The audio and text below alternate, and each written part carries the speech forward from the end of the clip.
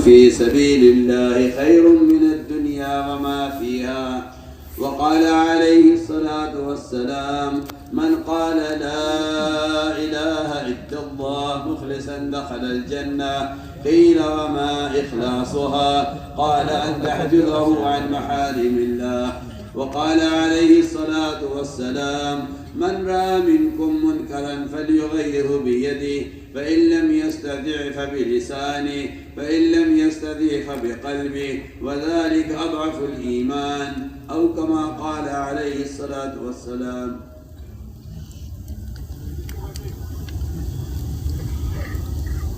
میرے انتہائی محترم بزرگوں، دوستوں، عزیزوں، اللہ رب العزت نے کامیابی کا وعدہ کامل دین پر کیا ہے۔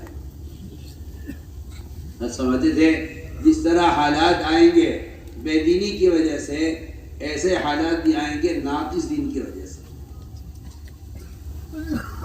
اس لیے اللہ کا حکم ہے ادخلوا فی السلم کافہ، اسلام میں پورے داخل ہو جاؤ۔ لوگ یہ سمجھتے ہیں کہ اسلام میں پوری طرح داخل ہونے کا جو حکم ہے اس کا مطلب شاید یہ ہوگا کہ نماز نہ چھوڑو، رمضان کے روزے رکھو، اپنے مال کی زکوٰۃ دو، بیت اللہ کا حج کرو، شاہدنی گواہی دو۔ لوگ سمجھتے ہوں گے کہ جو حکم ہے ادخلوا فی السلم کافہ، اسلام میں پورے داخل ہو جاؤ، اس کا شاید مطلب یہ ہوگا کہ فرائض پورے ادا۔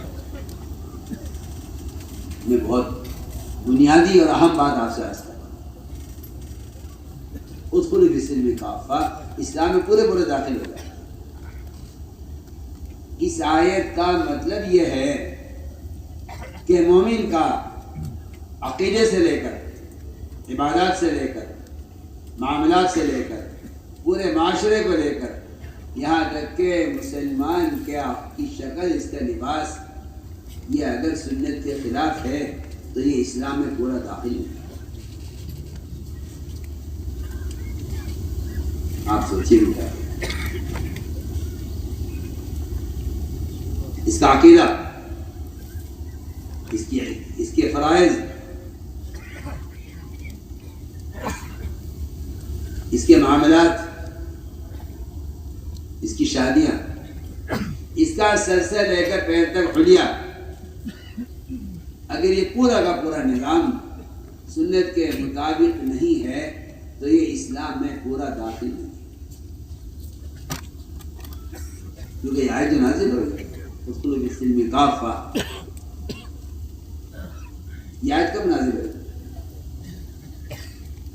یہ آیت کب نازل ہوئی؟ نعوذ باللہ، کسی نے یہ کہا ہو کہ ہم نماز نہیں پڑھیں گے تو حکم نازل ہوا اسلام پورے داخل ہو جاؤ۔ کسی نے کہا نماز پڑھیں گے روزہ نہیں رکھیں گے تو کہا گیا کہ اسلام پورے داخل ہو جاؤ۔ زکوٰۃ تو دیں گے، روزہ تو رکھیں گے، حج نہیں کریں گے۔ جبکہ حدیث میں آتا ہے کہ جو شخص ایمان لائے نماز نہ پڑھے اس کا ایمان قبول نہیں۔ جو ایمان لائے نماز پڑھے روزہ نہ رکھے اس کا ایمان نماز قبول نہیں۔ جو ایمان لائے نماز پڑھے روزہ رکھے مگر زکوٰۃ نہ دے اس کا ایمان نماز روزہ قبول نہیں۔ جو ایمان لائے نماز پڑھے روزہ رکھے زکوٰۃ دے حج نہ کرے اس کا ایمان نماز روزہ زکوٰۃ قبول نہیں۔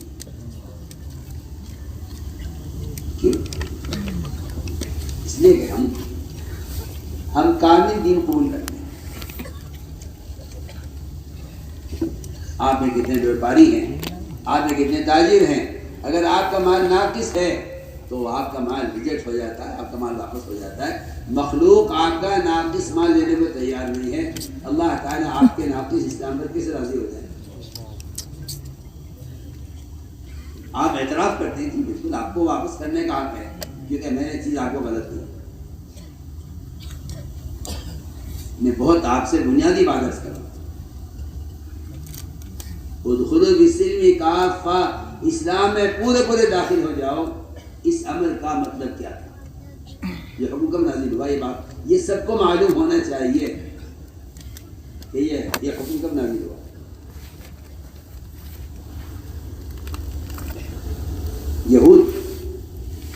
جب اسلام لے آئے اور پکے سچے مسلمان ہو گئے اور آپ صلی اللہ علیہ وسلم کی صحبت میں رہ کر پورا دین اختیار کر لیا، کمال ظاہر بات ہے کہ جو آج آپ کے زمانے میں ایمان لائے اور آپ کے ساتھ رہے، ظاہر بات ہے کہ اس کا ایمان، اس کا دین کتنا کامل ہوگا۔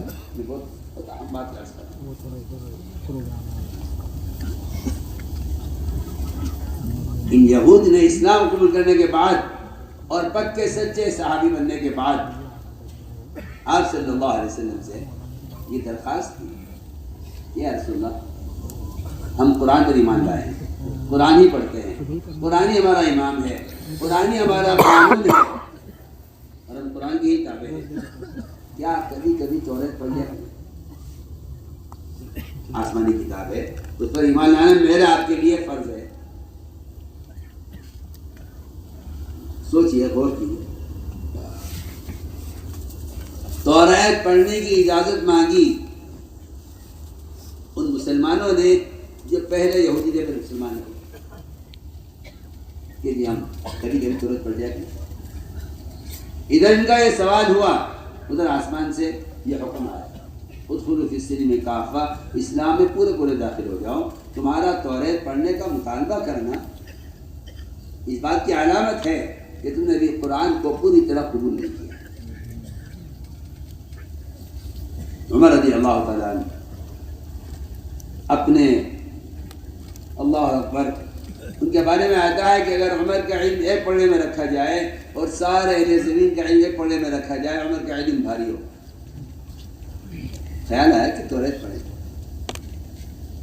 آپ صلی اللہ علیہ وسلم سب غصہ آ گیا اور آپ صلی اللہ علیہ وسلم پر تشریف فرما ہوئے اور عمر پر سارا غصہ تھا آپ کا کہ عمر نے توریت نہیں پڑھی۔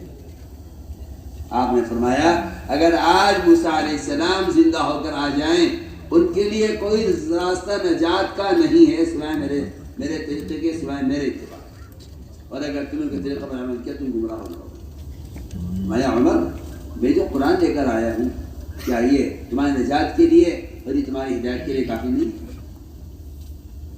میں آپ کو ایک مثال دے رہا ہوں، آسمانی کتاب توریت، اس کے پڑھنے کی اجازت، قرآن کریم اسلام پورے داخل ہو جائے، یہ ایک ٹانگ، ایک پیر اس کشتی میں، ایک پیر اس کشتی میں، یہ نہیں چلے گا۔ آپ بتائیے، آپ غور کیجئے، میں بہت بنیادی بات کہہ رہا ہوں، یہ تو توریت کی پڑھنے کی بات ہے۔ جن لوگوں نے یہ طے کیا ہوا ہے کہ ہاں نماز پڑھو، روزہ رکھو، حج کرو، زکوٰۃ دو، یہ اسلام ہے، باقی آپ کو اختیار ہے۔ اگر آپ کا دل چاہتا ہے سنت پر عمل کرنے کو تو کیجئے، اور اگر نہیں ہے موقع تو چھوڑ دیجئے، اس لیے کہ یہ کوئی فرض تو ہے نہیں، یہ تو سنت ہے۔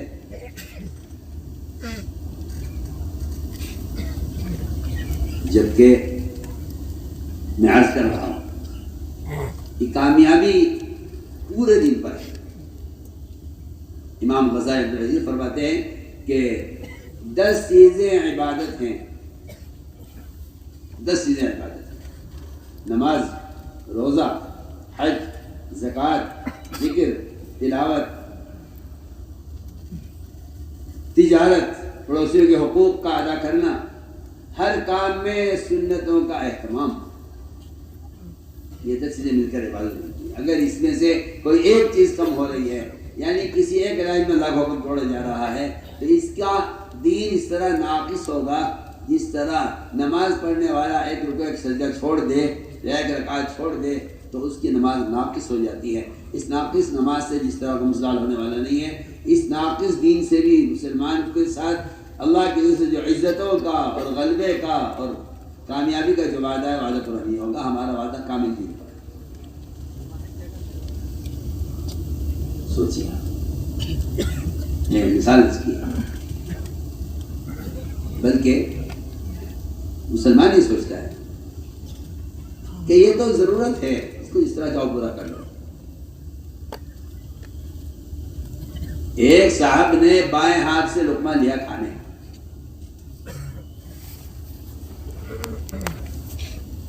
ایک صاحب نے بائیں ہاتھ سے لقمہ لیا کھانے، آپ صلی اللہ علیہ وسلم نے فرمایا دائیں ہاتھ سے کھاؤ۔ دائیں ہاتھ سے کھانا فرض نہیں ہے، بائیں ہاتھ سے کھانا کوئی حرام نہیں ہے، بے شک سنت ہے۔ لیکن اس زمانے کا سب سے بڑا فتنہ یہ ہے مسلمانوں میں کہ وہ کہتے ہیں کہ سنت سنت ہے، فرض نہیں ہے، اس پر عمل کرنا کوئی زیادہ لازم نہیں ہے، کیونکہ ایک ہوتا ہے کسی حکم کا درجہ، ایک ہے کسی حکم کا، کسی عمل کا حکم، درجہ اور حکم بولنے بہت بڑا فرق ہے۔ اگر آپ کو حکم دے دیا ہے کہ آپ دائیں ہاتھ سے کھانا کھائیں اور آپ یہ ہلکا سمجھ کر کہہ دیں کہ کوئی ضروری نہیں ہے، تو آپ ذرا اسے اندازہ کر لیجئے کہ ابلیس نے آدم کو سجدہ کرنے سے انکار کیا، اللہ نے اس سے ہمیشہ کے لیے اپنی ذات کو سجدہ کرنے کی توفیق بھی اللہ نے اسے چھین لی ہے کہ جاؤ، اگر تمہارا حکم نہیں کرتے تو نکل جاؤ۔ اس نے تکبر کے سے انکار کیا۔ ادھر اس شخص نے بائیں ہاتھ سے لقمہ لیا، فرمایا دائیں ہاتھ سے کھاؤ، اس نے بھی یہی ہے ما منعہ الا الکبر، کہ اس نے تکبر کی وجہ سے انکار کیا۔ آپ نے دعا دی، فرمایا اللہ کرے تیرا یہ ہاتھ کبھی نہ اٹھے۔ میں آپ سب سے بہت اہم بات عرض کر رہا ہوں کہ ہماری سب کی عادت بن چکی ہے کہ نماز کے انکار کو تو بہرحال ڈر لگتا ہے، اور سنت کا انکار اس میں کیا بات ہے، کوئی فرض تو ہے نہیں۔ آپ غور کیجئے نا، ایک آدمی نے بائیں ہاتھ سے لقمہ لینے سے انکار نہیں کیا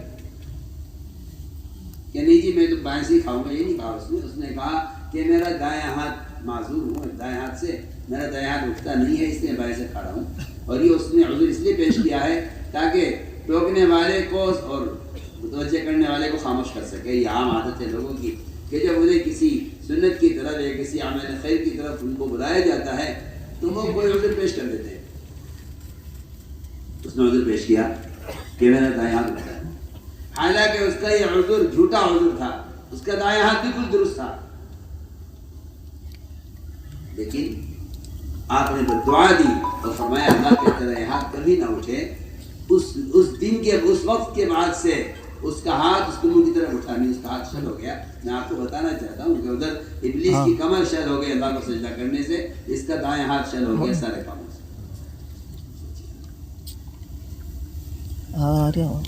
اس لیے میں کہنا چاہتا تھا پہلی بنیادی بات کہ پورا دین زندگی میں پورا دین زندگی میں اس لیے کہ اتباع سنت کے بغیر مسلمان کا اسلام کامل نہیں ہوتا۔ اتباع سنت کے بغیر مسلمان کا اسلام کامل نہیں ہوتا۔ وہ تو دوسری قوموں میں بھی عبادات کے کچھ آثار پائے جاتے ہیں، غیر مسلم روزے بھی رکھتے ہیں، زکوٰۃ کو اچھا سمجھتے ہیں۔ زمانہ جاہلیت میں حج ہوا کرتا تھا، زمانہ جاہلیت میں حج ہوا کرتا تھا، بڑے اہتمام سے ہوتا تھا، لیکن اسلام کا تعارف، اسلام کا حسن وہ صرف اور صرف اتباع سنت میں ہے، اور لوگ معمولی سمجھ کر انکار کر دیتے۔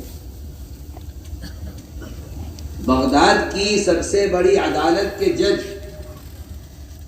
قاضی یوسف، وزیر بغداد کا وزیر سے تعلق، قاضی صاحب کو بہت محبت بہت دوستی آپس میں،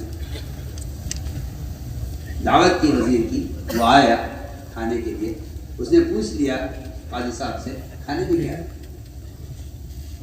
قاضی صاحب نے حدیث پڑھی اور یہ کہا کان رسول اللہ صلی اللہ علیہ وسلم یحب الدباء، کہ آپ صلی اللہ علیہ وسلم کو لوکی پسند تھی، میں نے آپ کے لیے کھانے میں لوکی تیار کروائی ہے۔ اس جو ہے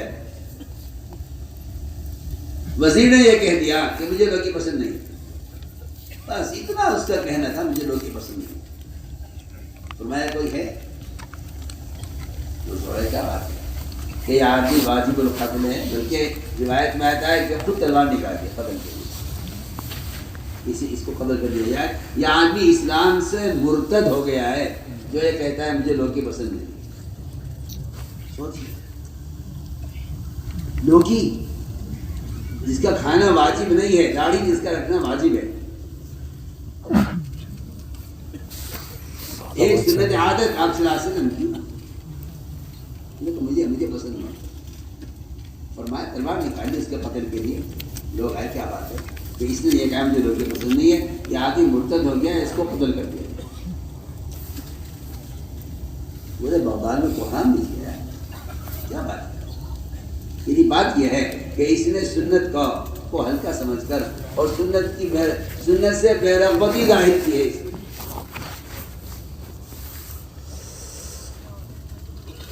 سنت سے بے رغبتی ظاہر کی.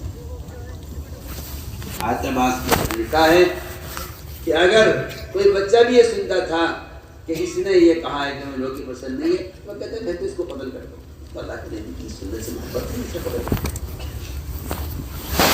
اس پر آ کر جان بچی وزیر کی کہ یہ دوبارہ کلمہ پڑھ کر اسلام میں داخل ہو جائے، اپنے اسلام کی تجدید کر لے تو جان بچ جائے گی، ورنہ جان بچ نہیں. ایک زمانہ ہوا تھا، میں عرض کر رہا ہوں زندگی میں پورا دین رہا، زندگی میں پورا دین. مولانا صاحب فرماتے تھے میرے کام کا مقصد ہی احیاء سنت ہے. میرے کام کا مقصد احیاء سنت، اس لیے کہ ہر قوم کا تعارف اس قوم کے حلیے سے ہے. یہ فوج کا آدمی ہے، یہ پولیس کا آدمی ہے، یہ فلاں شعبے کا آدمی ہے، اس کا تعارف اس کے لباس سے ہے. ہر پھل کب کی پہچان اس کی چھلکے سے ہے. اس لیے فرمایا کہ اپنے اسلام کو سنت کے ذریعے ظاہر کرو، اپنے اسلام کو سنت کے ذریعے ظاہر کرو اور کہو کہ ہاں میں مسلمان ہوں. میں مسلمان ہوں کا مطلب یہ نہیں ہے کہ میں مسلمان قوم میں سے ہوں، بلکہ میرا حلیہ بتا دوں کہ میں مسلمان ہوں. حدیث میں آتا ہے کہ قیامت کے قریب آنے کی نشانی یہ ہے، قیامت کے قریب آنے کی نشانی یہ ہے کہ آدمی جو سلام کرے گا وہ جان پہچان والوں کو سلام کرے گا. پہلے پوچھے گا آپ کون ہے، سلام کرو. اس کا مطلب سب نے یہ لکھ دیا شدہ نے کہ ہاں اس کا مطلب یہ ہے کہ آدمی اپنے چچا کو، تایا کو، بھائی کو، بھتیجے کو، رشتے داروں کو سلام کرے گا اور جن کو پہچانتے نہیں اس کو ان کو سلامی نہیں کرے گا. التصیل المعرفہ من اشراط الساعہ، یہ حدیث ہے کہ سلام کرنا جان پہچان والوں کو یہ قیامت کی نشانیوں میں سے ہے. میں سمجھتا ہوں کہ اس سے زیادہ اہم اور بلیغ اس کا مطلب یہ ہے کہ مسلمان سر سے لے کر پیر تک سنتوں سے اتنا ننگا ہو جائے گا اور غیر مسلموں کا لباس ان کی شکل ایسی بنا لے گا کہ اس کو سلام کرنے کے لیے پہچاننا پڑے گا. پہلے نام پوچھ کر کہ بھائی آپ کا کیا نام ہے، جب وہ کہے گا میں نے عبدالرحمٰن علیہ السلام کیا جائے گا، ورنہ اس سے پہلا سلام کرنے کی ہمت نہیں ہوگی. جو کافر کو سلام کرنا بھی جائز نہیں ہے، اس کے سلام کا جواب دینا بھی جائز نہیں.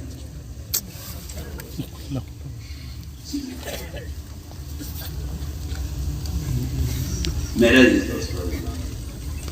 اس ساری نقل و حرکت کا، اس ساری محنت کا اصل مقصد یہی ہے، اپنے آپ کو اس کے ذریعے اپنے آپ کو بدلنا. تبدیلی مقصود ہے کہ مسلمان بن کر رہے. اور یہ ماحول کا یا سنت کے خلاف کسی قانون کا مقابلہ اس لیے نہیں کر سکتا، خدا کی قسم وجہ صرف یہ ہے کہ یہ اپنے طریقے کا داعی نہیں. اگر طریقے کا داعی ہوتا تو پھر یہ اپنے طریقے سے ماحول سے متاثر ہوتا، نہ یہ کسی قانون کی وجہ سے کام اپنی نبی کی سنت یا اپنے نبی کا حکم چھوڑنے والا نہیں تھا. بنیادی بات یہ ہے کہ مسلمان نے دعوت چھوڑ کر اپنے آپ کو باطل کا مدعو بنا لیا ہے، اس لیے کہ اس میں دو رائے نہیں ہے، یا مسلمان داعی بن کر رہے گا یا مدعو بن کر رہے گا. فرمایا کہ حق کی دعوت پر آ جاؤ تو تمہارے دین میں استقامت، تمہارے دین میں قوت اور ساری باطل طاقتیں اور قومیں وہ تمہارے سامنے تمہارے دین پر جھک جائیں گی، کیونکہ قرآن حدیث سے بھرے ہوئے ہیں۔ میں تو آیت پڑھی تھی قرآن کی کہ قرآن یہ کہتا ہے کہ اس سے زیادہ پختہ مذہب، اس سے زیادہ شدید ہو کس کر سکتا ہے؟ جملہ استفہام انکاری ہے کہ جو اپنے دین کی دعوت دیتے ہوئے عمل کرے، اور اس میں بھی عمل پر دعوت کو مقدم کیا ہے، دعوت کو عمل پر مقدم کیا ہے، اس نے مقدم کیا ہے کہ عمل پر استقامت دعوت کے بغیر نہیں، اور اس نے مقدم کیا ہے دعوت کو کہ جو آدمی بالکل کبھی کوئی عمل نہیں کرتا اس کے ذمے کی دعوت دینا اسی طرح فرض عین ہے جس طرح عمل کرنے والے کے ذمے فرض ہے۔ یہ بھی ایک بے وقوفی کی سوچ ہے کہ بھئی آپ عمل تو کرتے نہیں، دعوت دیتے ہیں۔ یہ خیال بالکل غلط خیال ہے۔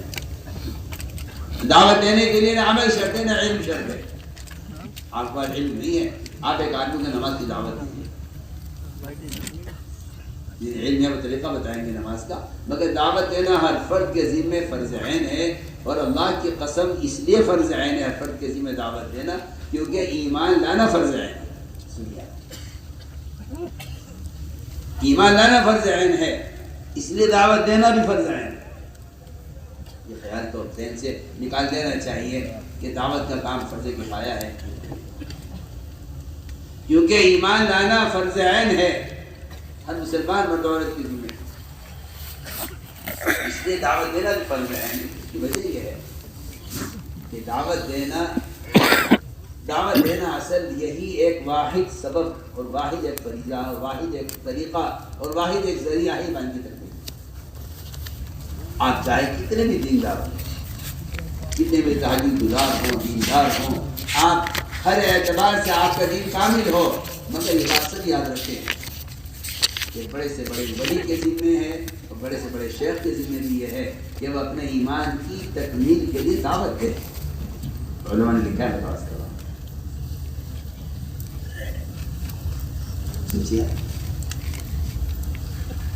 تو کتنا بھی عمل کا عادی کیوں نہ ہو، کوئی کتنا بھی گناہوں سے بچنے والا کیوں نہ ہو، مگر اس کے ایمان کی زیادتی اور اس کے ایمان کی تکمیل وہ دوسروں کو دعوت دینے پر موقوف ہے۔ قرآن کہتا ہے تأمرون بالمعروف وتنہون عن المنکر وتؤمنون باللہ، کہ اگر ایمان باللہ چاہتے ہو تو اس کا بنیادی سبب وہ دوسروں کو نیکی پر آمادہ کرنا اور دوسروں کو منکر سے بچانا ہے۔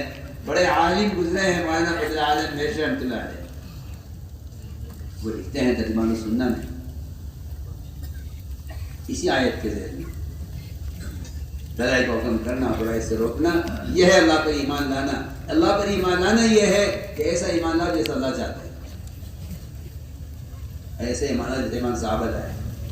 انہوں نے لکھا ہے کہ ایک شخص اتنی نمازیں پڑھتا ہے کہ اس کی پیشانی سیاہ ہو جائے، نفلیں پڑھتے پڑھتے سجدے کرتے کرتے، روزے اتنے رکھتا ہے کہ اس کے ہونٹ خشک ہو جائیں روزے رکھتے رکھتے، زکوٰۃ وقت پر ادا کر دے۔ وہ فرماتے ہیں کہ اسلام میں ایمان کا معیار اس کی علامت صرف یہ نہیں، بلکہ اسلامی ایمان کی علامت، اسلامی ایمان کا معیار یہ ہے کہ آیا یہ دوسروں کو نیکی پر آمادہ کرتا ہے یا نہیں، اور دوسروں کو برائی سے بچاتا ہے یا نہیں۔ معاشرہ کیوں بگڑا، معاملات کیوں بگڑے، ماحول کیوں بگڑا؟ ماحول نہ آسمان سے نازل ہوتا ہے نہ زمین سے اگتا ہے، ماحول ہر انسان کے عمل کا نام ماحول ہے۔ اگر اس کا عمل ذکر کا، تلاوت کا، عبادت کا، تہجد کا، سچ بولنے کا، اس کا ماحول حجاب کا اور پردے کا، اس کا ماحول سر سے لے کے پیر تک سنتوں کے حلیہ کا ہے، تو یہ ماحول دین کا ماحول قائم ہو جائے گا۔ اور اس کو آپ چھوڑ دیجیے تو یہ ماحول دین کا ماحول ہو جائے گا۔ ماحول کی کوئی چیز نہیں ہے۔ لوگ کہتے ہیں ہم ماحول سے پریشان ہیں، نہیں، ماحول سے آپ نہیں، آپ سے ماحول ہے۔ ماحول سے آپ نہیں، آپ سے ماحول ہے، جیسا ان کا عمل ہوگا ویسا ماحول ہوگا۔ اس لیے ہم نے بنیادی بات عرض کی ہے کہ کامل دین کامل ایمان سے، اور کامل ایمان اللہ کی قسم صرف دعوت سے۔ میں تو حسر کے ساتھ کہہ رہا ہوں، آپ لا علم ہے کہ آپ اس کو مبالغہ سمجھتے ہیں، اور حقیقت یہ ہے جو میں عرض کر رہا ہوں۔ اگر آپ کا خیال یہ کہ نہیں صرف دعوت سے ایمان نہیں بنتا، تو آپ کا خیال بالکل قرآن کے بھی خلاف ہے، حدیث کے بھی خلاف ہے، اور صحابہ کے عمل کے بھی خلاف ہے۔ آپ غور کیجیے، علماء سے بھی عرض کرتا ہوں عوام کو، امام بخاری رحمۃ اللہ کا مذہب ہے ایمان میں زیادتی ہوتی ہے، ان کا مذہب ہے، وہ اپنے مذہب کی دلیل پیش کرتے ہیں، اور فرماتے دیکھو معاذ بن جبل رضی اللہ تعالیٰ عنہ سب سے بڑے عالم ہیں صحابہ میں، اللہ اکبر، سب سے بڑے عالم ہیں معاذ بن جبل رضی اللہ تعالیٰ، لیکن اپنے ایمان کی تکمیل کے لیے وہ بازاروں میں اور گلیوں میں لوگوں سے ملاقات کر کے کہتے تھے اجلس بنا من ساعتن، آؤ ہمارے ساتھ بیٹھو کچھ دیر کے پھر ایمان لیا۔ یہی امام بخاری کا مستدل ہے، امام بخاری فرماتے ہیں کہ ایمان میں زیادتی ہوتی ہے، اور ایمان کی زیادتی کا جو بنیادی سبب ہے وہ لوگوں کو دعوت دے کر ایمان کے حلقوں میں لے کر آنا، اور یہاں مسلم ایمان کے حلقوں میں مجلسوں میں بیٹھ کر اللہ کی بڑائی کو، اس کی وحدانیت کو، اس کی قدرت کو، اس کے تذکرے کرنا ان حلقوں میں۔ میں تو کہا کرتا ہوں کہ ہر مسلمان کو چاہیے کہ وہ صبح سویرے اپنا وقت فارغ کرے ایمان کے حلقے میں بیٹھنے کے لیے۔ یہ نہیں کہ میں تو مومن ہوں، کیا ضرورت ہے ایمان کی، کہ مومن کو ایمان کی ضرورت ہے اور مومن کو ایمان لانے کا حکم بھی ہے۔ ہر مسلمان کو چاہیے، ہر مسلمان کو کہ وہ روزانہ اپنا وقت فارغ کرے۔ میں کہا کرتا ہوں کہ یہ تو حکم ہے حدیث میں، ایمان کی تجدید کرو، ایمان کی تجدید کرو۔ اس تجدید کا کیا مطلب ہے؟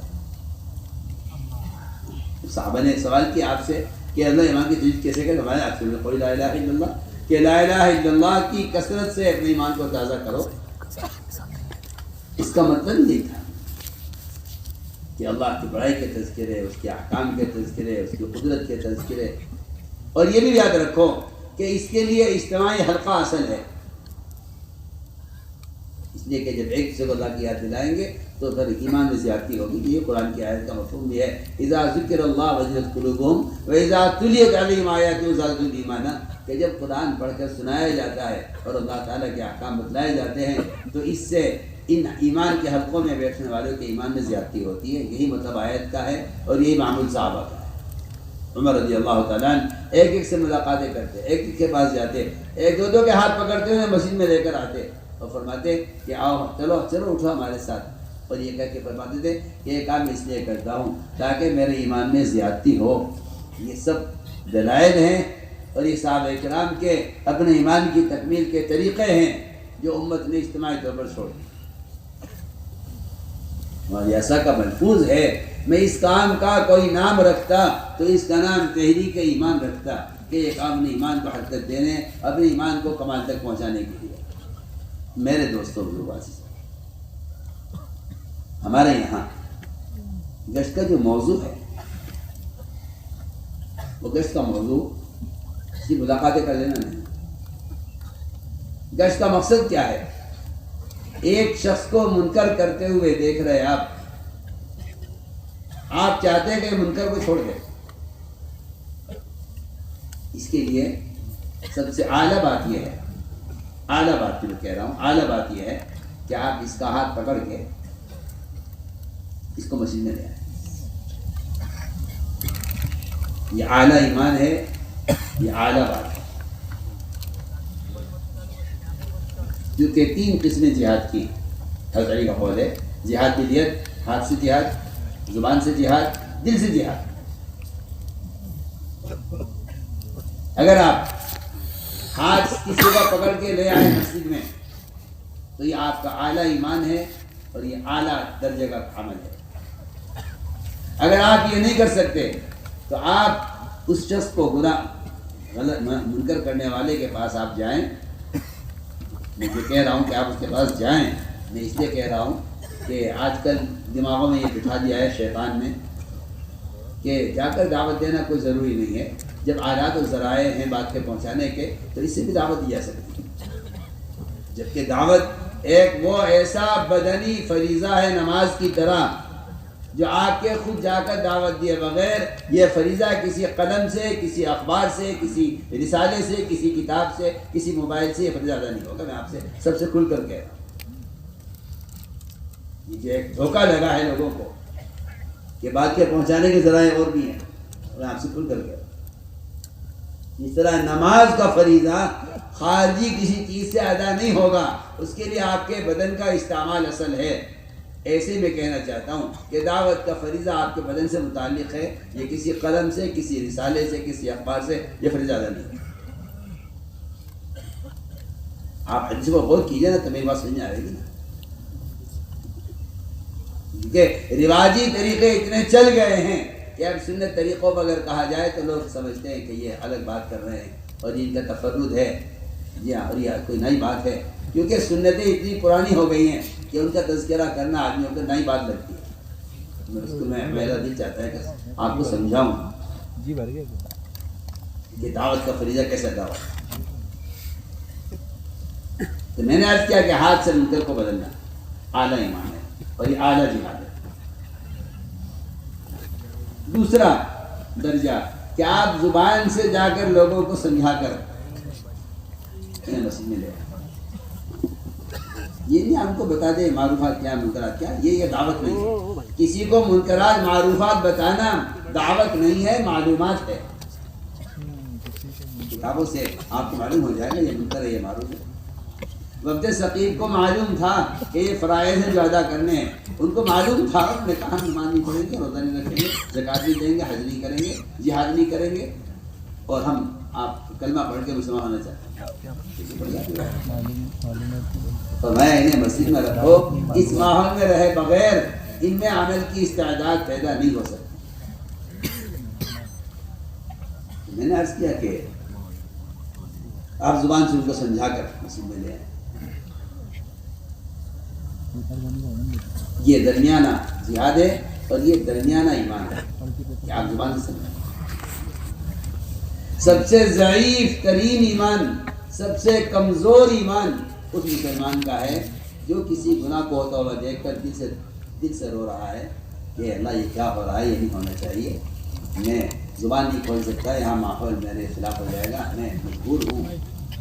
یہ صرف گناہ کو دیکھ کر جسے اگر پڑ رہا ہے تو یہ اس کا سب سے ضعیف ترین ایمان ہے اور یہ سب سے ضعیف ترین جہاد ہے.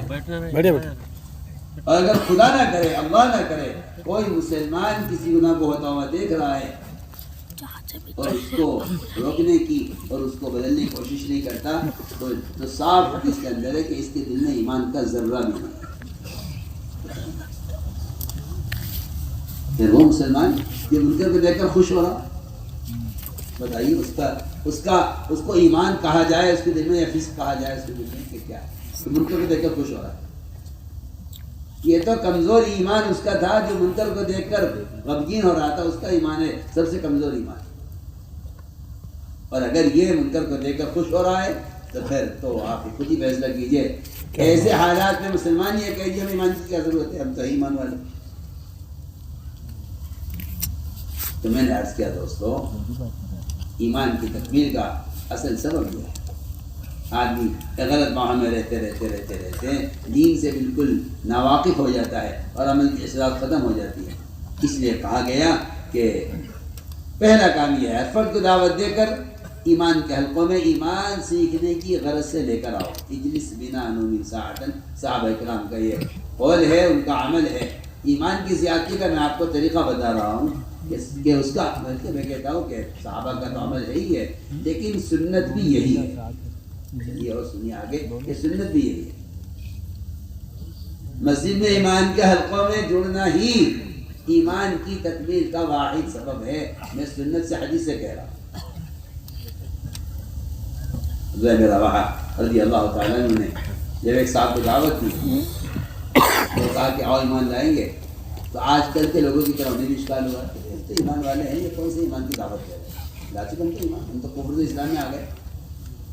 آج مسلمان یہ سمجھتا ہے ایمان لانا یہ ہے کہ ایک غیر مسلم مسلمان ہو جائے، ایمان لے آئے.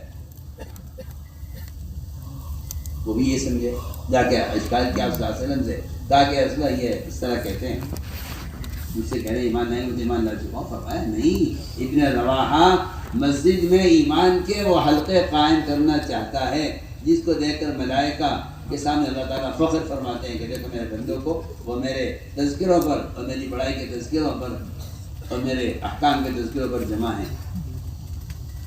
وہ سمجھتے تھے یہاں ایمان کے حلقوں میں جمع ہو کر بیٹھو گے تو فرشتے تمہیں پروں سے آسمان تک گھیریں گے، اور یہاں فرشتوں کے پروں سے دلوں میں اس طرح ہدایت کا نور اترے گا جس طرح مرغی کے پروں میں انڈوں کے رہنے سے انڈوں میں حیات پیدا ہو جاتی ہے۔ آپ بتائیے تو صحیح، جو انڈا مرغی کے پر سے دور رہ جاتا ہے وہ سڑتا ہے، اس میں بدبو ہوتی ہے، اس میں گندگی بنتی ہے، اگر پھوٹ جائے تو گھر میں اس کی کوئی بدبو برداشت نہیں کر سکتا، اتنی سخت بدبو ہوتی ہے۔ اگر آپ کو کسی کو تجربہ اور اس کا کر کے دیکھ لیں کیا بات ہے، کیوں بدبو ہے اس کے اندر، اس سے بچہ کیوں نہیں بنا؟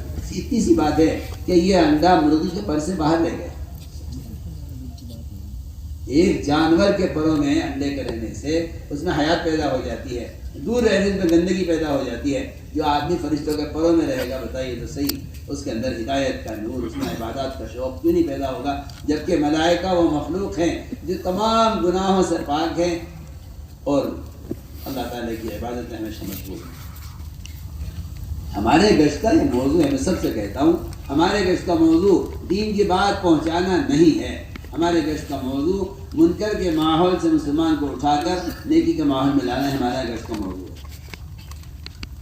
کیونکہ سنت تربیت کا سنت طریقہ یہی ہے، میں حسر کے ساتھ کہہ رہا ہوں یہی ہے، میں کہہ رہا ہوں سنت طریقہ تربیت کا یہی ہے۔ آپ صلی اللہ علیہ وسلم ایسے لوگ جنہیں اسلام سے وحشت یا اسلام تو لے آئے فرائض سے وحشت، آپ صلی اللہ علیہ وسلم ان کے لیے مسجد نبوی میں انتظام کیا کرتے تھے، انہیں کھانا یہاں کھلاؤ، ان کا قیام یہاں کراؤ، ان کا خیمہ یہاں لگاؤ۔ بلکہ ایک آدمی چوری ہو گئی تو آپ صلی اللہ علیہ وسلم نے اس چور کو مسجد کے ستون سے باندھ دیا۔ یہ باندھنا سزا کے لیے نہیں تھا، مسجد میں رکھنے کے لیے تھا کہ اگر یہاں رہ گیا کچھ وقت تو اس دن میں چوری نہیں پیدا ہو جائے۔ لیکن اب نماز کے لیے مسجد صرف رہ گئی ہے، وہ بھی جس کو نماز پڑھنی ہو پڑھنا میرے دوستوں، مسجد تو یہ پورے دین کے وجود میں آنے کا اور اللہ کے ساتھ تعلق پیدا کرنے کا یہ ایک بنیادی جگہ تھی۔ آپ صلی اللہ علیہ وسلم تربیت اور تعلیم کے لیے آنے والے رکھتے تھے۔ ہمارے گشت کا موضوع ہے ہر فرد کو دعوت دے کر مسجد کے ماحول میں لے کر آنا، اس لیے کہ اس کا قدم اٹھانا مسجد کی طرف، یہ اللہ کی طرف قدم اٹھانا ہے۔ اللہ تعالیٰ خود فرماتے ہیں جو بندہ میری طرف چل کر آتا ہے اس کی طرف دوڑ کر آتا ہے۔ اس لیے میرے ہر مسلمان سے کوشش کر کے اس وقت کی نماز ادا کرا لینا، اس کو ایک حقوق جہنم میں جلنے سے بچا دینا۔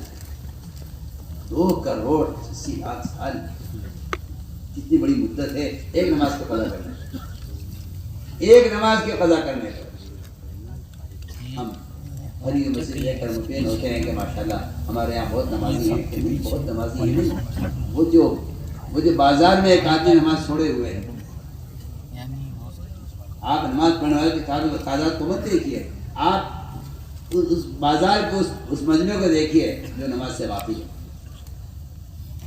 ہمارے یہاں گشت کا موضوع ہے یہ ایک مسلمان کو ایک حقوق جہنم میں جلنے سے بچانے کے لیے گشت ہے۔ اگر کوئی غور کرے ایک تنظیم بنا دی ہے ملاقاتوں کی، وہ مشورے دے ہو گئے 2-4-6 نام، وہ آپ نے گھروں پر ملاقاتیں کر لی کہ جی ہمارا تو گشت ہو رہا ہے، مجھے تو فلاں گھر دیا گیا تھا، فلاں گھر دیا گیا تھا، فلاں گھر دیا گیا تھا، وہاں میں نے ملاقاتیں کر لی ہیں اور میں نے ان کو بٹھا کر وہاں کی سمجھا دیا ہے۔ میں تو صاف کہتا ہوں کنویں میں گڑھے میں گرے ہوئے آدمی کو نکلنے کی ترغیب دے کر آ جانا، اس وقت کی جان نہیں بچے گی۔ ایسے ہی گشتوں میں لوگوں سے دین کی باتیں کر کے آ جانا، اس سے ان کی جان بچنے والی نہیں۔ حدیث ہے صحیح روایت ہے کہ نجات صرف منکر کرنے والے کا ہاتھ پکڑنے میں نجات۔ آپ ان موبائلوں سے دین کی باتیں پھیلا کر سمجھتے ہیں کہ دین مل جائے گا۔ منکر کرنے والے کا ہاتھ اگر پکڑو گے تو نجات ہے، اور اگر تم نے اس کا ہاتھ نہ پکڑا جو کشتی میں سوراخ کر رہا ہے تو تم بھی ڈوبو گے، یہ بھی ڈوبے گا۔ یہ صاحب روایت ہے، اس لیے میں کہتا ہوں کہ دعوت کوئی کھولی چیز نہیں ہے، دعوت ایک عملی فریضہ ہے، دعوت ایک عملی فریضہ ہے۔ اس لیے پورا مجمع میرا تو دل چل رہا ہے، مجھے آپ سے بڑی امید ہے کہ اللہ نے تمہیں بڑی صلاحیت دی ہے، اس کا پورا مجمع عزم کر لے کہ ہم انشاءاللہ 8 گھنٹے اپنی پسند کے لیے فارغ کریں۔ یہ کہہ رہا ہوں کہ موسیٰ فرماتے ہیں کہ اس دعوت کے مقام کا مقصد لوگوں کے کاروبار، تجارتیں، ملازمتیں، ان کے کارخانے، ان کی سرمایہ داریاں، یہ چھوڑانا مقصود نہیں، رہبانیت کی دعوت نہیں۔ ان کا وقت، فارغ وقت چاہیے مسجد کے لیے، یہ شعبے چھوڑانا مقصود نہیں ہے۔ لوگ حیرت کرتے ہیں، سوال کرتے ہیں، بلکہ اعتراض کرتے ہیں کہ کیا 24 گھنٹے مسجد کیسے آباد ہو سکتی ہے؟ ہمارے اسٹیشن 24 گھنٹے کیسے آباد ہے؟ کیا وہاں جنات کام کرتے ہیں؟ تمہارے ہوٹل 24 گھنٹے کیوں آباد ہیں؟ کیا وہاں کوئی مخلوق کام کرتی ہے؟ یا ایسے کچھ لوگ ہیں جو تم نے بنائے ہیں جو 24 گھنٹے سوتے نہیں ہیں؟ ایئرپورٹ دیکھ لیجئے، اسٹیشن دیکھ لیجئے، اسپتال دیکھ لیجئے، آپ کارخانے دیکھ لیجئے، آپ ساری دنیا کا نظام اٹھا کے دیکھ لیجئے، وہاں شفٹیں بنی ہوئی ہیں، وہ لوگ کھاتے بھی ہیں، سوتے بھی ہیں، بھی بچے اس میں رہتے بھی ہیں، اپنی ضروریات پوری کرتے ہیں، تو ان کی ڈیوٹی کا وقت میں ڈیوٹی دیتے ہیں۔ میں کہتا ہوں کہ اگر صبح سے لے کے شام تک، شام سے لے کے صبح تک اس طرح اگر مسلمان بیٹھ کر ایک مرتبہ جماعت بنا لیں کہ کس وقت سے کس وقت تک مسجد کون لوٹ دے گا، تو میں کہتا ہوں کہ باہر کا سارا نظام اسی طرح چلتا رہے گا۔ اس میں ہم اس نظام کو چھوڑنا یا اس نظام کا انکار کرنا نہیں چاہتے۔ ہم تو چاہتے ہیں کہ جس مسلمان کے پاس جتنا فارغ وقت ہے مسجد کو دے فرماتے تھے باہر کا جتنا باطل ہے صرف اس لیے ہے کہ مسلمان کا فارغ وقت مسجد سے باہر گزر رہا ہے، یہ اصل بازار کے باطل کی اور برے ماحول کا اصل سبب یہ ہے۔ مسلمان کا فارغ وقت مسجد کو مل جائے تو باہر کا سارا نظام تبدیل ہو جائے۔ اس طرح ہمیں روزانہ اپنے ایمان کی تکمیل کے لیے ایسا وقت فارغ کرنا پڑے گا۔ آپ دیکھیں، آپ ذرا نکل جائیں کسی قصائیوں کے محلے میں صبح، تو آپ کو سارے قصائی اپنی چھری پر دھار لگاتے ہوئے ملیں گے کہ بھائی ہمیں دلبری سے کام لینا ہے۔ صبح کو ہم اپنے اوزاروں پر دھار لگاتے ہیں، چھریوں پر اور کلاڑیوں پر۔ ایسے ہی آپ جائیے کسی بڑھئی اور کارپینٹر اور نجار کے علاقوں میں، تو آپ یہ دیکھیں کہ وہ صبح سویرے اپنے اوزاروں پر، اپنے رندوں پر اور اپنی آری پر دھار لگا رہے ہوں گے۔ تو کیا کر رہی ہے کہ بھائی یہ ہم جن پر ہمیں ان سے کام لینا ہے۔ میں کہتا ہوں کہ صبح مسجد میں ایمان کے حلقوں میں بیٹھ کر اپنے ایمان کی تجدید اور رگڑ کر دلوں سے اللہ کے غیر کا تعصب نکالنے کی اس لیے ضرورت ہے تاکہ صبح سے لے کے شام تک نمازوں کے، ذکر کے، تلاوت کے، معاملات کے، معاشرے کے، لائن کے جتنے بھی تقاضے اللہ کی طرف سے آئیں گے ہم پر احکام، ان کو ہم پورا کر سکیں۔ اس لیے ہم صبح اپنے ایمان کی تجدید کر رہے ہیں۔ جیسے ایک بڑھائی جو ہے وہ اپنے اوزاروں پر دھار لگاتا ہے لیبر سے کام لینے کے لیے، میں صاف تقاضا کرتا ہوں کہ یہ اس ایمان کو تازہ کیے بغیر دن بھر ایمان کے تقاضے کیسے پورے کر سکتے ہیں؟ تو یہ ہے بنیادی بات جو میں نے آپ سے کہی ہے کہ اس کام کا بنیادی مقصد ہر مسلمان کو چاہیے کہ وہ دعوت کے ذریعے اپنی ایمان کی تکمیل کرے۔ یہ بات اٹل ہے، پکی چکی بات ہے۔ وہ حدیث سے بھرے ہوئے ہیں کہ دوسروں کو خود جا کر دعوت دیے بغیر ایمان کی تکمیل نہیں ہوگی، چاہے آپ نماز پڑھتے ہوں، دیندار ہوں، روزے رکھتے ہوں، حج و زکوٰۃ کرتے ہوں، اعمال خیر کرتے ہوں، کچھ بھی کرتے ہوں، یہ بات پورا کر لیتے ہیں۔ اس دعوت کو علماء نے دعوت دینے کو فرض عین قرار دیا اسی لیے ہے کہ ایمان فرض عین ہے اور اس کی تکمیل کا یہ سبب ہے۔ یہ ہر ایک کی اپنی ضرورت ہے۔ تبلیغ جماعت میں لگوں نہ لگوں، تبلیغ جماعت کا سوال نہیں ہے، سوال ہے میرے اپنے ایمان کا۔ آپ یہ سمجھتے ہیں کہ جماعت ہے جس میں داخل ہو جاؤں یا نکل جاؤں، نہیں۔ امر معروف نہی عن منکر یہ ہر فرد کی ذمہ داری ہے اور یہ امت مسلمہ کی اجتماعی ذمہ داری ہے۔ ہمارا کام طریقہ کار بتانا ہے، ہمارا کام کوئی جماعت بنا کر یا کوئی فرقہ بنا کر لوگوں کو دعوت دینا کہ ہمارے فرقے میں آؤ، آپ ہماری جماعت میں آؤ، ہمارا کام یہ ہے۔ اس لیے دوستو یہ ہے ایمان کا فریضہ، اور واقعی جتنا ایمان میں کمال ہوگا عبادات میں کمال ہوگا۔ اللہ نے قرآن میں نماز کو ایمان کہا ہے. نماز کے بغیر ایمان نہیں، اور ایمان کے بغیر نماز نہیں. کتنا بڑا امت کا کتنا بڑا طبقہ ہے جو نماز سے غافل ہے، کتنا بڑا طبقہ ہے جو نماز سے غافل ہے. اور یہ بات یاد رکھو، جس کی زندگی میں نماز نہیں اس کا اسلام میں کوئی حصہ نہیں.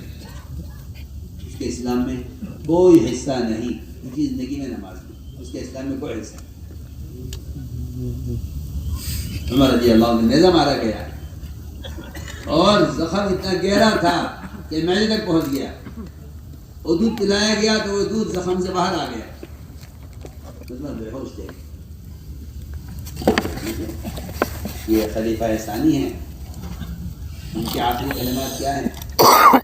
اور آپ صلی اللہ علیہ وسلم خاتم الانبیاء ہیں. آپ کے آخری کلمات کیا ہیں؟ آپ کے آخری کلمات الصلاۃ الصلاۃ. آپ نے پوری اپنی زندگی کی ساری محنت کا خلاصہ اپنی موت کے وقت تین الفاظ میں پوری زندگی کا خلاصہ آپ نے پیش کیا. پوری زندگی کی محنت. الصلاۃ الصلاۃ کی اگر فرمایا اللہ کے حقوق کی حفاظت، اللہ کے حقوق کی حفاظت، اس کا اہتمام. وما ملکت ایمانکم کی اگر فرمایا کہ اللہ کے بندوں کے حقوق کا ادا کرنے کا اہتمام. اور تیسری بات یہ فرمائی وما ملکت ایمانکم، اور تیسری بات یہ فرمائی کہ انفی جیش اسامہ، کہ اسامہ کے لشکر کو روانہ کر دینا میری موت سے متاثر ہو کر. ایسا نہ ہو کہ تم جماعت کو روکو.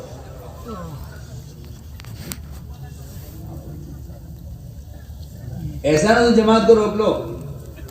اور میں سمجھتا ہوں کہ بعد والوں کی رائے بدل رہی تھی، یہ جماعت کے بھیجنے کا موقع نہیں ہے. آپ صلی اللہ علیہ وسلم نے کو معلوم تھا کہ میرے بعد آنے والے حالات سے یہ متاثر ہو جائیں گے اور کہیں گے نکلنے کا وقت نہیں ہے. آج کل یہ بات بہت ہے مسلمانوں میں کہ نکلنے کیا ضروری ہے، نکلنے کا موقع نہیں ہے، نکلنے کا موقع نہیں ہے.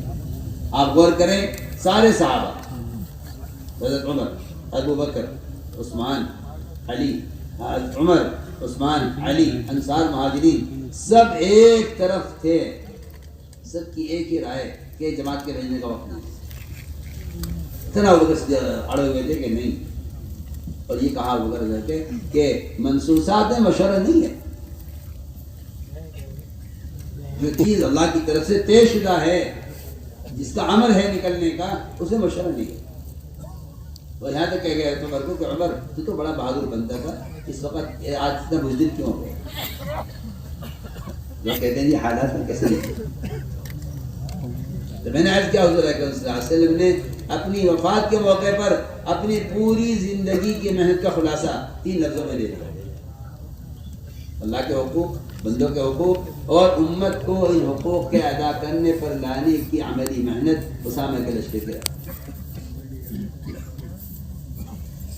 ادھر عمر رضی اللہ تعالیٰ عنہ نیزہ مارا گیا، معدے تک زخم پہنچ گیا. عتیبہ مایوس ہو گیا تمہیں کی حیات سے. کوشش میں تھے عمر ہوش میں آئے، کوئی آخری وصیت کریں، کوئی بات فرمائیں آخری. ساری کوشش ہو گئی، تمہر ہوش میں نہیں آیا. کسی نے کہا انہیں ہوش میں لانا ہے تو ان کام میں نماز کہہ دو. جی سوچیا، کہا عمر نماز. فرمایا ایک دم ہوش آ گیا نماز کے نام سے. فرمایا ہاں نماز کی زندگی میں نماز نہیں ہے، اس کے اسلام میں کوئی حصہ نہیں ہے. آپ اسے اندازہ کر لیجئے کہ جس آدمی کو نیزہ مارا گیا ہو، زہریلا نیزہ، زہر نے بجھایا ہوا، اور وہ معدے تک پہنچ گیا ہو اور بے ہوشی طاری ہو، اور عتیبہ ان کے حیات سے مایوس ہو گئے ہوں، اس کو اس بے ہوشی میں نماز کے نام سے ہوش آ گیا، تو میں سمجھتا ہوں کہ پھر تاجر کی بے ہوشی سے زیادہ ہے، کارخانہ دار کی بے ہوشی سے زیادہ ہے، وزیر کی، صدر کی، اور جو ہے ان سرمایہ داروں کی جو دنیا کے کاموں میں مشغول ہو کر نماز کو بھول جاتے ہیں، ان کی بے ہوشی اس سے بھی زیادہ ہے. کیونکہ وہاں عمر رضی اللہ تعالیٰ عنہ کو اس بے ہوشی میں نماز کے نام سے ہوش آ گیا. یہاں برابر کی مسجد سے اذان آ رہی ہوتی ہے، اذان کی آواز آ رہی ہوتی ہے، اس تاجر کو نہیں معلوم کہ اذان کب ہو. اس لیے ہم عرض کر رہے ہیں کہ نماز کفر اسلام کے درمیان نماز کا فرق ہے. کافر کوئی بھی اچھا کام کر سکتا ہے، نماز نہیں پڑھ سکتا، مسلمان کوئی برا کام کر سکتا ہے، نماز نہیں پڑھ سکتا، یہ فرق ہے دونوں میں۔ میں تو کہا کرتا ہوں کہ مسلمان سے نماز کے لیے کہتے ہوئے شرم آتا ہے۔ نماز پڑھنے کا جو حکم ہوا تھا وہ تو ان کے لیے ہوا تھا جو اسلام میں داخل ہو رہے ہوتے، یہ جگہ نماز پڑھنی ہوگی، روزہ رکھنا ہوگا، زکوٰۃ دینی ہوگی، حج کرنا ہوگا، یہ اسلام کے فرائض اسلام میں داخل ہونے کو بتائے جاتے تھے۔ مجھے کہیں ملا نہیں کہ مسلمانوں کو نماز پڑھنے کا حکم دیا جا رہا ہو، کبھی مسلمان نماز پڑھا کرو۔ سوچیے، منافقین کی مجال نہیں تھی کہ جماعت کی نماز چھوڑ دیں۔ تہجد کی نماز میں منافقین آ جایا کرتے تھے، وہ سمجھتے اگر نماز چھوڑ دی تو اس کو مسلمانوں نے اسی جماعت سے باہر نکل جائے، اتنی اہمیت تھی نماز۔ اس لیے خود بھی عذاب سے بچو، دوسروں کو بھی عذاب سے بچاؤ، اس لیے کہ اگر بے نمازی پر عذاب آئے گا، اگر بے نمازی پر عذاب آیا، سنیے میں کیا کہہ رہا ہوں، اگر بے نمازی پر عذاب آیا تو نماز پڑھنے والے بھی نہیں بچے۔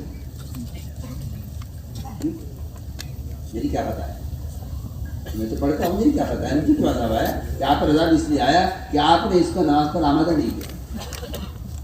بالکل یقینی بات ہے، نماز کا چھوڑنا منکر ہے، اور جو آدمی دوسرے کو منکر سے نہیں روک رہا ہے، اگر اللہ کا عذاب آئے گا تو پھر نجات صرف ان کو ہوگی جو دوسروں کو منکر سے روکتے تھے۔ قرآن کی آیت کا ترجمہ کر رہا ہوں، فَلَمَّا نَسُوا مَا ذُكِّرُوا بِهِ أَنجَيْنَا الَّذِينَ يَنْهَوْنَ عَنِ السُّوءِ، کہ اگر عذاب آیا نہ ماننے والوں پر تو اللہ تعالیٰ کی طرف نجات صرف دعوت دینے والوں کو ہوگی جو ان کو منکر سے روکا کرتے۔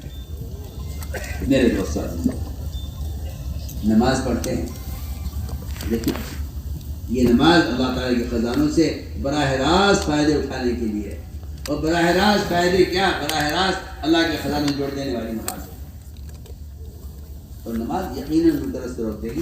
اگر کوئی شخص نماز پڑھتے ہوئے بھی کوئی گناہ کرتا ہے تو یہ اس بات کی پکی علامت ہے کہ اس کی نماز میں نقصان ہے، اس کی نماز میں کمی ہے، کہ نماز میں اثر نہیں دکھلا رہا۔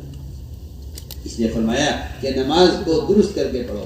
حدیث میں آتا ہے اگر کوئی شخص رکوع سے اٹھنے کے بعد اپنی کمر کو سیدھا نہیں رکھتا تو اللہ اس کے نماز کی طرف اٹھا کر نہیں دے۔ صاحب روایت ہے من لم يقم صلبه بين الركوع والسجود لن يرجع الى صلاته، اللہ اس کی نماز کی طرف نظر اٹھا کر دیکھتے کہ جس کی نماز میں رکوع کے اندر اطمینان نہ ہو۔ ایک صحابی نماز پڑھی، جلدی پڑھی، آپ نے بار بار حکم لگایا جاؤ نماز پڑھو، تم نے نماز نہیں پڑھی۔ فرمایا نماز تم نے پڑھی ہی نہیں۔ اس لیے بعض صحابہ کا تو بعض ائمہ کا تو اس پر مذہب یہ ہے کہ نماز ادا ہی نہیں ہوگی اگر اطمینان نہیں۔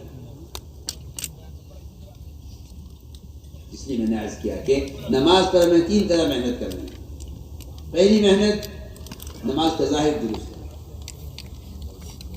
نماز کا ظاہر درست ہے۔ دوسری محنت نماز پر کہ نماز میں اللہ کا دھیان لایا جائے، اور تیسری بات یہ ہے کہ نماز کے ذریعے اللہ تعالیٰ سے مدد لو، اور اس کا مدد لینے کا یہ شرط یہ ہے کہ آپ اسباب کو پیچھے کر دیں اور نماز کو پہلے کر دیں۔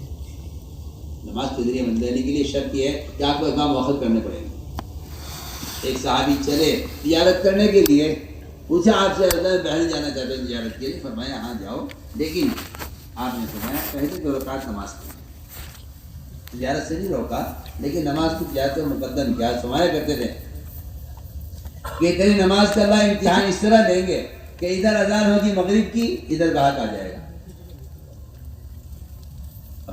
اب تیرا امتحان ہے، اگر تو واقعی اگر ایمان ہے تو یہ کہے گا گاہک سے آ جاؤ نماز کے لیے، تم بھی چلو میں بھی چل رہا ہوں۔ واقعی میں کہتا ہوں کہ اپنے ایمان کو بچانے کا ایک واحد ذریعہ ہے، یہ واحد ذریعہ کہہ رہا ہوں، اللہ کی قسم واحد ذریعہ کہہ رہا ہوں کہ اپنے ایمان کے بچانے کا واحد ذریعہ یہ ہے کہ دوسروں کو دعوت۔ مگر یہ باتیں لوگوں کو سمجھ آتی نہیں ہیں، وہ کہتے ہیں غلو کہہ کے بات ٹال دیتے ہیں۔ میں اس کی آسان مثال دے رہا ہوں۔ آپ کے اپنے ایمان کے بچنے کا جو واحد سبب ہے وہ صرف دوسرے کو دعوت دینا ہے، وہ اس کی مثال آپ کو پیش کرتا ہوں۔ اگر آپ دکان پر ہیں اور مغرب کی نماز کے وقت کو گاہک آ جائے، ادھر اذان ہوئی مغرب کی، ادھر گاہک آ گئے، اگر آپ اس گاہک کو کہیں آؤ میرے ساتھ نماز پڑھنے چلو، پھر تو آپ کی نماز محفوظ ہے۔ اور اگر آپ اس گاہک کو دعوت نہیں دیتے تو پھر وہ گاہک تو اپنے سامان کا داعی ہوگا اور آپ اس کے مدعو ہوں گے، اور یہ کہہ کر کہ بھائی جماعت کی نماز تو چھوٹ گئی ہے، چلو بعدیں پڑھ لوں گا۔ ایسی بات ہے، جماعت کی نماز چھوڑ دینا، آپ تو کہتے ہیں سنت چھوٹ گئی ہے، ہم کہتے ہیں نہیں، اللہ کی عدالت میں آپ کو بلایا تھا، آپ نے جانے سے انکار کر دیا۔ آپ کہاں جماعت کی نماز سنت ہے؟ آپ کہتے ہیں جماعت کی نماز فرض نہیں سنت ہے، ہم کہتے ہیں یہاں فرض سنت کا سوال نہیں ہے، یہاں آپ کو عدالت سے سمن ملا تھا، آپ کو بلایا گیا تھا، آپ نے آنے سے انکار کر دیا۔ اور سب بیان میں عرض کرو، بیان نقل کرو اس کا۔ فرمایا کہ اگر سمن پر نہیں گئے تو پھر دکان پر سے گرفتار کر دیں گے۔ میں تجھے بے گناہ تھا، مجھے تو جھوٹا مقدمہ کر دیا، میں تجھے بالکل بے گناہ تھا، میرا کاروبار بند کر دیا۔ عجیب قسم کے لوگ ہیں، اور بڑا تعصب ہے ان کے اندر، مسلمانوں کا کاروبار نہیں چلنے دیتے۔ میں بھی تو سوچوں، میں نے اللہ کا کون سا حق ضائع کیا ہے کہ اللہ نے میری دنیا پر دوسرے کو مسلط کر دیا؟ میں نے اللہ کا کون سا حق ضائع کیا ہے؟ اللہ نے میری دکان پر جھوٹا مقدمہ ڈال دیا۔ میں نے کون سا حکم ضائع کیا ہے؟ لوگ زکوٰۃ نہیں دیتے زکوٰۃ۔ دیکھیے وہاں آپ پر جب ٹیکس مسلط کیے جاتے ہیں تو آپ کہتے ہیں ظلم ہے، کیوں زکوٰۃ نہیں دیتے؟ سودی قرضے، سودی قرضے، سودی کاروبار، اور جب حالات آتے ہیں تو کہتے ہیں دیکھو یہ ظالم ہم پر ظلم کر رہے ہیں۔ نہیں، وما ظلمناہم ولکن کانوا هم ظالمین۔ اللہ نے کسی پر ظلم کرتے ہیں، نہ کسی پر ظالم مسلط کرتے ہیں۔ وہ تو جو خود اللہ کے احکام کو توڑ کر ظلم کرتے ہیں، اللہ تعالیٰ ان پر ظالموں کو مسلط کرتے ہیں۔ یہ اپنے آپ کو مظلوم کہہ رہا ہے، یعنی میرا کاروبار انہوں نے ختم کر دیا، مجھ پر انہوں نے GST لگا دی، مجھ پر انہوں نے مقدمہ کر دیا، میری اتنی آمدنی پر وہ ضبط کر لیا۔ اچھی بات ہے، کبھی تنہائی میں بیٹھ کے سوچے کہ میں نے کتنی نمازیں ضائع کی، اللہ فرما رہے نا، جو نماز کو ضائع کر دے میرا اس سے کوئی عہد نہیں ہے، تم جہاں چاہو جاؤ، جو چاہو کرو، میرا تم سے کوئی عہد نہیں۔ انسان اللہ کا حق مارتے ہیں تو سوچتا نہیں ہے، اور جب بندے اس کا حق مارتے ہیں تو پھر یہ کہتا ہے میں مظلوم ہوں۔ اپنے اللہ کے درمیان تو اپنے آپ کو ظالم نہیں سمجھتا، اپنے مخلوق کے درمیان اپنے آپ کو مظلوم سمجھتا ہے۔ یہ صاف بات کرتے ہیں، جب مسلمان زکوٰۃ دیا کرتا تھا تو غیروں سے ٹیکس دیا کرتا تھا، آج مسلمان نے تھوڑی سی مقدار زکوٰۃ کی روک لی ہے اللہ کو دینے سے، اللہ نے ان غیروں کو ان پر مسلط کر دیا کہ غیروں کو ٹیکس دیتے۔ جب مسلمان زکوٰۃ دیتا تھا ٹیکس دیا کرتا تھا، جب مسلمان نے زکوٰۃ روک لی ہے اس زکوٰۃ کی مقدار سے کہیں زیادہ، 10 گنا زیادہ مسلمان ٹیکس بھرتا ہے۔ بتا دیجیے، آپ دیکھ لیجیے، آپ کا ٹیکس زیادہ ہے، زکوٰۃ کی مقدار زیادہ ہے، دیکھیے اللہ نے تو تھوڑا سا مانگا تھا، وہ بھی اپنے لیے نہیں، فقراء کے لیے۔ اس لیے میں نے عرض کیا ہے کہ وہ تو امتحان ہوگا کہ آپ کا نماز پر کتنا ایمان ہے۔ اگر آپ دکان چھوڑ کر نماز کے لیے آ رہے ہیں تو اللہ تعالیٰ کا وعدہ ہے کہ رزق میں دوں گا۔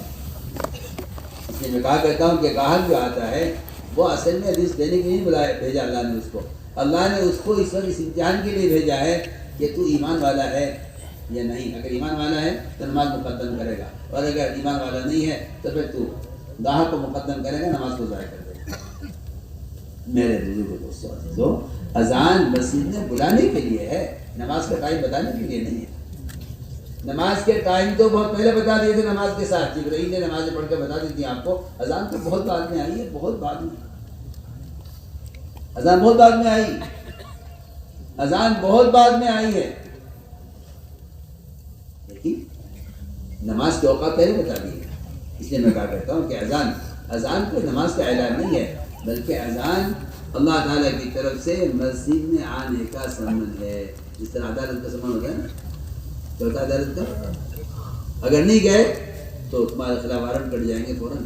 دیکھتے ہو، یہ تو مخلوق کی عدالت کا حال ہے، تو خالق کی عدالت کا حال کیا ہوگا؟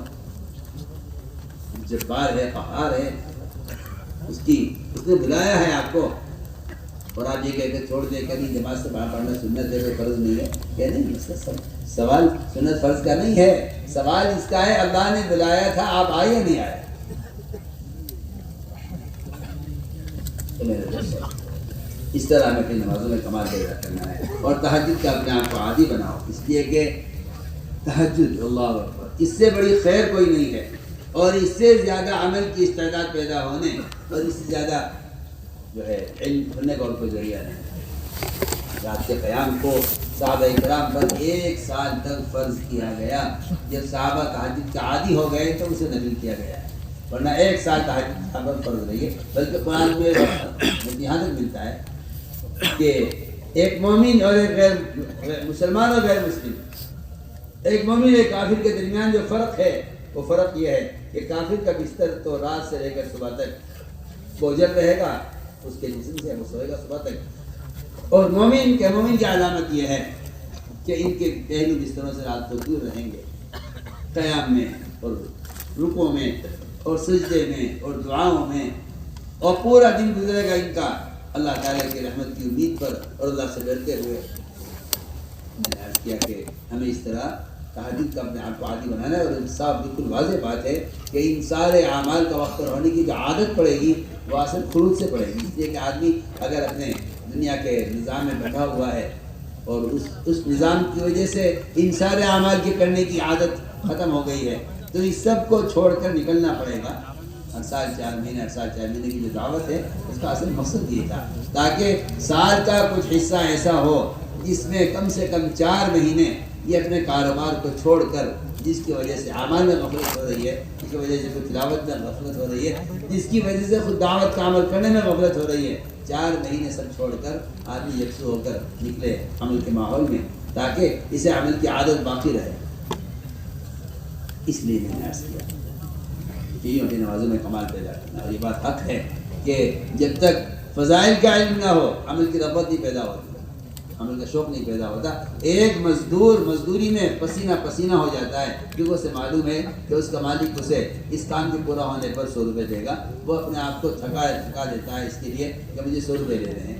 لیکن مسلمان کو اللہ کے وعدوں کا نہ یقین ہے نہ وعدوں کی امید ہے، یہ عمل کو چھوڑ کر بیٹھا ہوا ہے، اسے اللہ تعالیٰ کی طرف سے ملنے والی مزدوری پر نہ کوئی اس کی طلب ہے نہ اس کو کوئی یقین ہے۔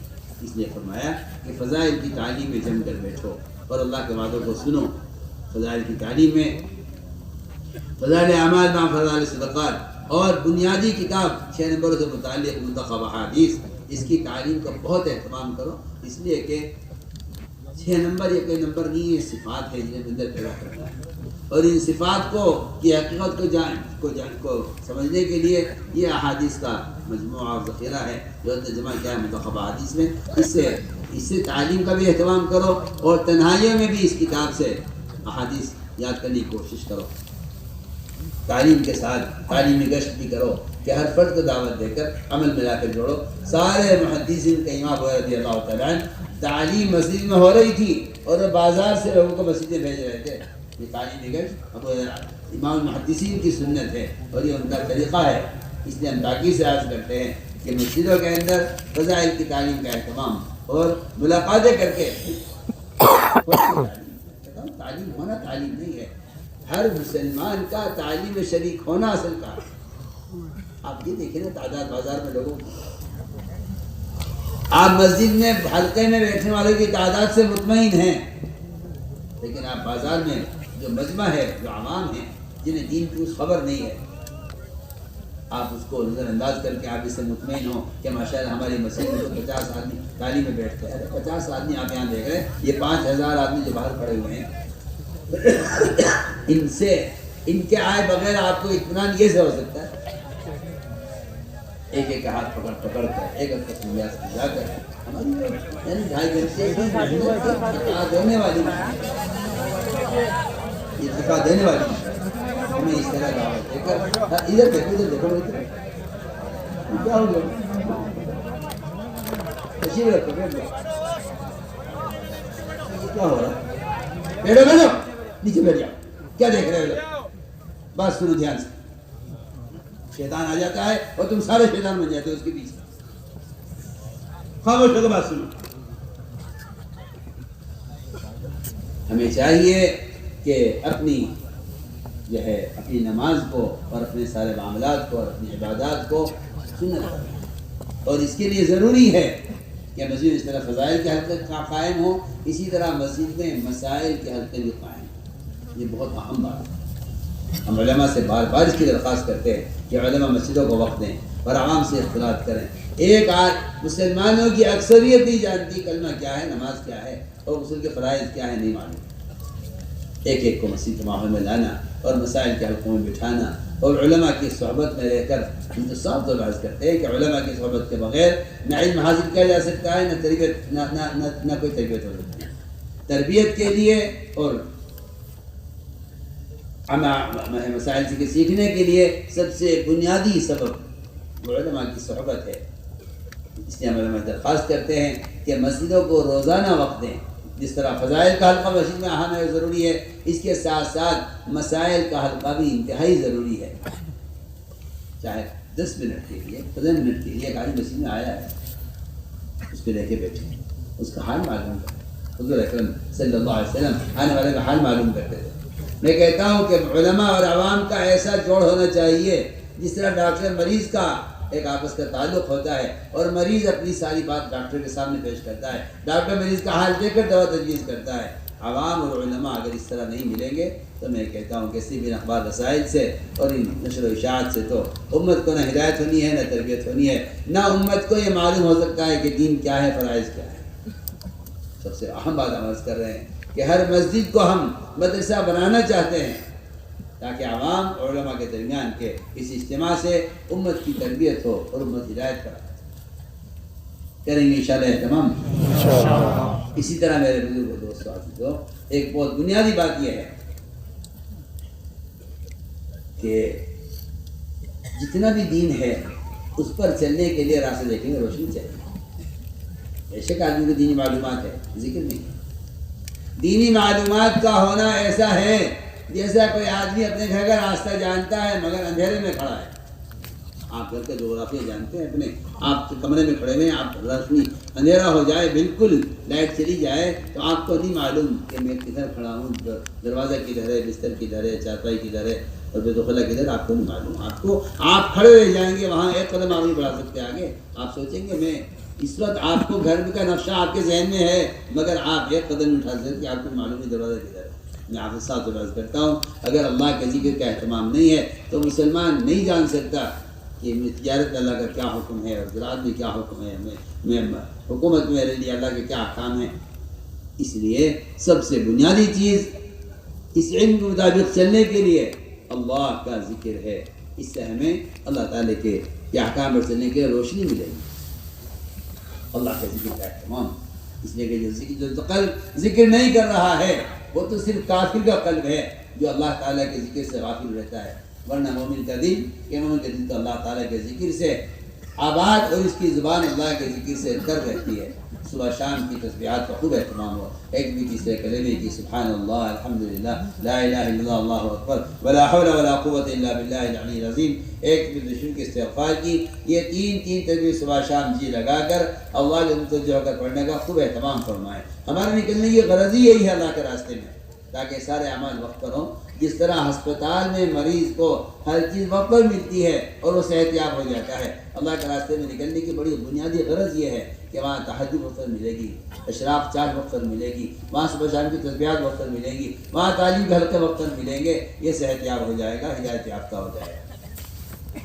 عمل کے ماحول میں رہنے کے لیے نکلنا ہے، عمل کے ماحول میں رہنے کے لیے نکلنا ہے۔ اس لیے ہم تاکید سے کہہ رہے ہیں کہ صبح شام کی تسبیحات کا اہتمام کریں۔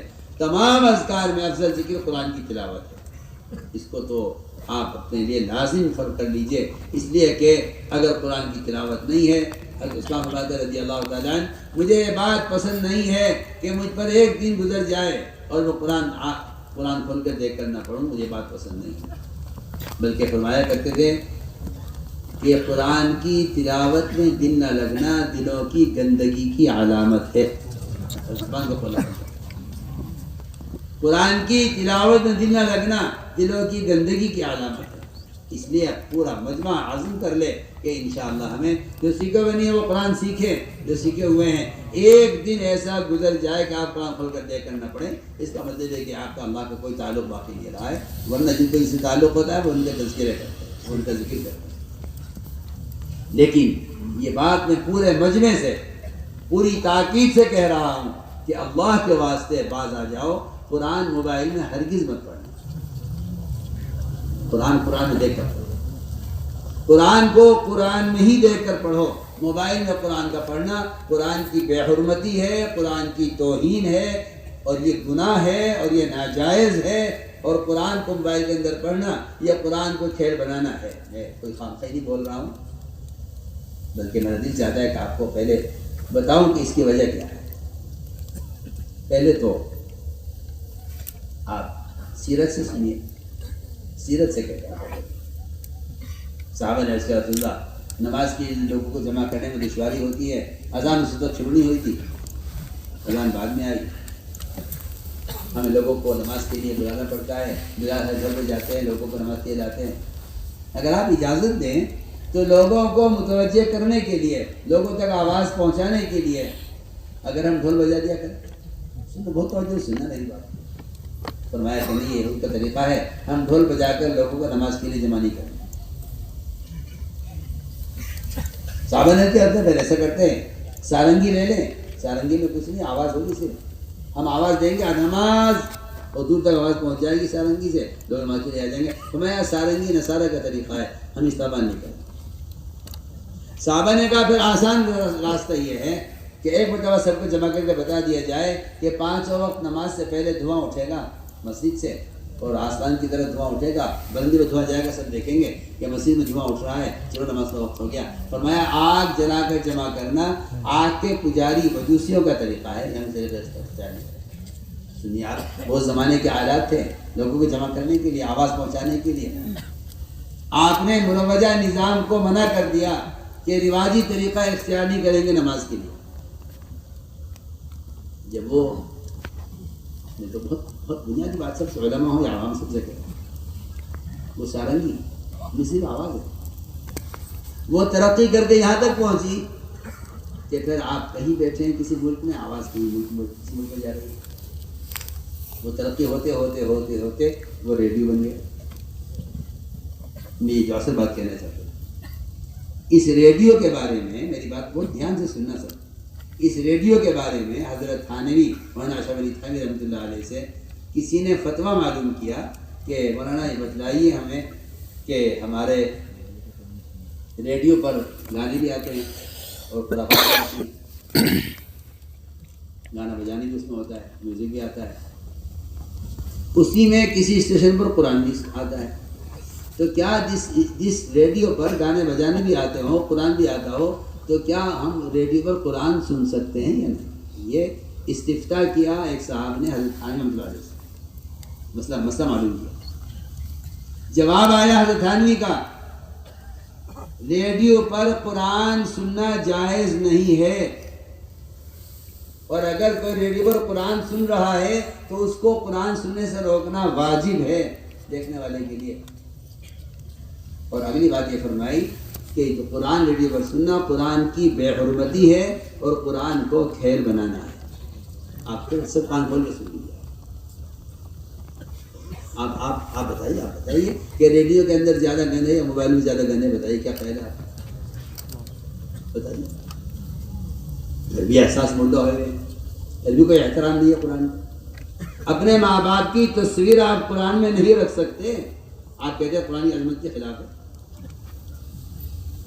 اور آپ ان ننگی تصویروں میں قرآن رکھ کے پڑھ رہے ہیں۔ سوچیے، ان گندی فلموں میں ننگی تصویروں میں قرآن رکھ کے پڑھ رہے ہیں۔ عجیب، آپ کی عقل کو داد دی جائے، کیا یہ کیا کہا جائے آپ کو؟ یہ کچھ نہیں ہے، یہود و نصارہ کے یہ طریقے اور یہ ان کے فتنے ہیں مسلمانوں کے دلوں سے قرآن کی عظمت کو نکالنے کا، اور کچھ نہیں۔ ارے قادسیہ کی جنگ میں صحابہ نے قرآن ساتھ رکھا ہوا تھا، اللہ نے قرآن کی وجہ سے مدد کی ہے قادسیہ کی جنگ میں، قتال میں۔ ہم آپ سب سے پوری اہمیت کے ساتھ عرض کر رہے ہیں، اس کی امید ہے کہ انشاءاللہ یہ ہمارا مجمع ہے بات کو لے گا ہماری عقل یہ قبول کرتی اس بات کو۔ کہاں قرآن، کہاں عریان، کہاں ننگی تصویریں، کہاں قرآن؟ جس قرآن کو محمد صلی اللہ علیہ وسلم کے دل کو، جبکہ آپ کا دل، جب اللہ اکبر، آپ یہ لائٹیں بند کر دینا کیا ضرورت تھی؟ کیوں کھیل رہی؟ سلیٹوں میں کھیلتے رہتے بیٹھے ہوئے بات سننے. سنیے آپ محمد صلی اللہ علیہ وسلم.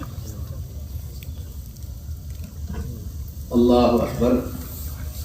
اپنے تمام اجداد اور آبا کی پیٹھوں میں آپ منتقل ہوتے ہوئے آئے ہیں اور آپ صلی اللہ علیہ وسلم شروع سے لے کے آخر تک ایمان والوں کے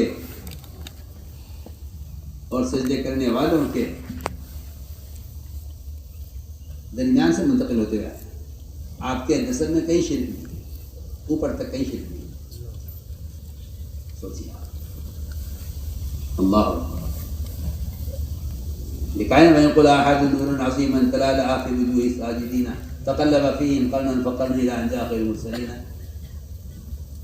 کہ آپ کا نور وہ تو منتقل ہوتا رہا ہر زمانے میں, پیٹوں سے پیٹوں میں, پیٹوں سے پیٹوں میں, پیٹوں سے پیٹوں میں لوگوں کی. ساجدین یعنی ایمان والوں سے منتقل ہوتے ہوئے آپ آئے ہیں.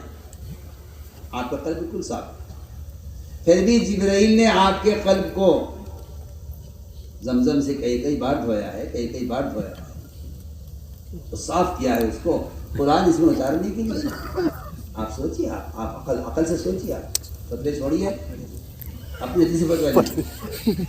جس محمد صلی اللہ علیہ وسلم کے قلب کو بار بار زمزم سے دھو کر اس میں قرآن اتارا گیا ہے, آپ اس قرآن کو موبائل میں اتار کر کہتے ہیں کہ اس میں کیا حرج ہے. سوچیے, عجیب سوچیے آپ لوگوں. اس لیے ہمیں امید ہے کہ انشاءاللہ اس سے ہم اپنے آپ کو بچائیں. آپ ٹرین میں ہیں, بس میں ہیں, آپ قرآن کھول کے دیکھ کے پڑھیے. آپ کے ہاتھ میں قرآن ہوگا, ہر دیکھنے والے کے لیے آپ کا یہ عمل سب کے لیے عملی دعوت بنے گا. اسے سر سے لگائیے, اسے سینے سے لگائیے, اسے کھول کر دیکھ کر پڑھیے. کیا ضرورت ہے آپ کو کہ آپ موبائل میں قرآن پڑھیں؟ کیا ضرورت ہے؟ اس طرح ہم اہتمام کریں اللہ کے راستے میں نکل کر. ہمارے ساتھ ایک قاری ہو اور ہمارے ساتھ جو بھی قرآن پڑھا ہوا ہے ان سے ایک آیت سیکھنے کی کوشش کریں.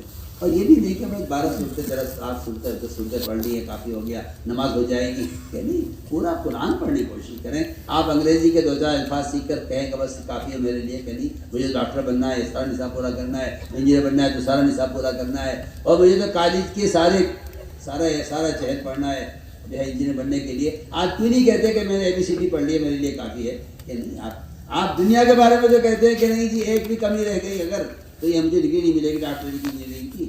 آپ عجیب آدمی ہے کہ آپ 4 سے پڑھ کے سمجھتے ہیں کہ قرآن کافی ہے میرے لیے. نہیں, پورا قرآن پڑھنے کی نیت بھی کیجیے. اگر نیت ہی کر لیا آپ نے اور اس کے لیے عمل نہیں کیا, صرف نیت کافی نہیں ہے. یہ بات یاد رکھو. آج کل لوگ اس میں ہے کہ نیت کر لو, بس نیت کر لو. نیت تو وہ معتبر ہے جو عمل کے ساتھ ہے. عمل اور نیت کے درمیان فاصلہ نہیں ہے. آپ نماز کی نیت باندھتے ہیں 4 رکعت ظہر, اس کے ساتھ ساتھ آپ کا عمل شروع ہو جاتا ہے. فرمایا کہ جو آدمی کوشش کرے گا قرآن سیکھنے کی اور نہیں سیکھ سکا اور مر گیا تو اللہ تعالیٰ اس کو قیامت میں حفاظ کے ساتھ اٹھائے گا. یہ فضائل اس کے لیے ہیں جو عمل نہیں کر رہا ہو. ایک آدمی نے نیت کی ہے, عمل کرنا چاہتا تھا, موت آ گئی عمل سے پہلے, تو اللہ تعالیٰ اس کی نیت پر اس کو نواز دیں گے. اس لیے میں نے عرض کیا کہ قرآن کی تلاوت کا خوب اہتمام کریں. اگلی بات یہ ہے کہ اگر ہم ان اعمال کے ذریعے اللہ کا قرب حاصل کر لیں اور اللہ سے اپنے تعلقات درست کر لیں, اس کے احکام, اس کے فرائض کو ادا کر کے, تو پھر اللہ تعالیٰ ہمارے مخلوق کے درمیان کے تعلقات کو درست کر دیں گے. یہ ہے اصولی بات, یہ بنیادی بات ہے. جتنا آپس میں جھگڑے ہیں مسلمانوں میں, اس کی بنیادی وجہ اللہ سے بے تعلقی ہے.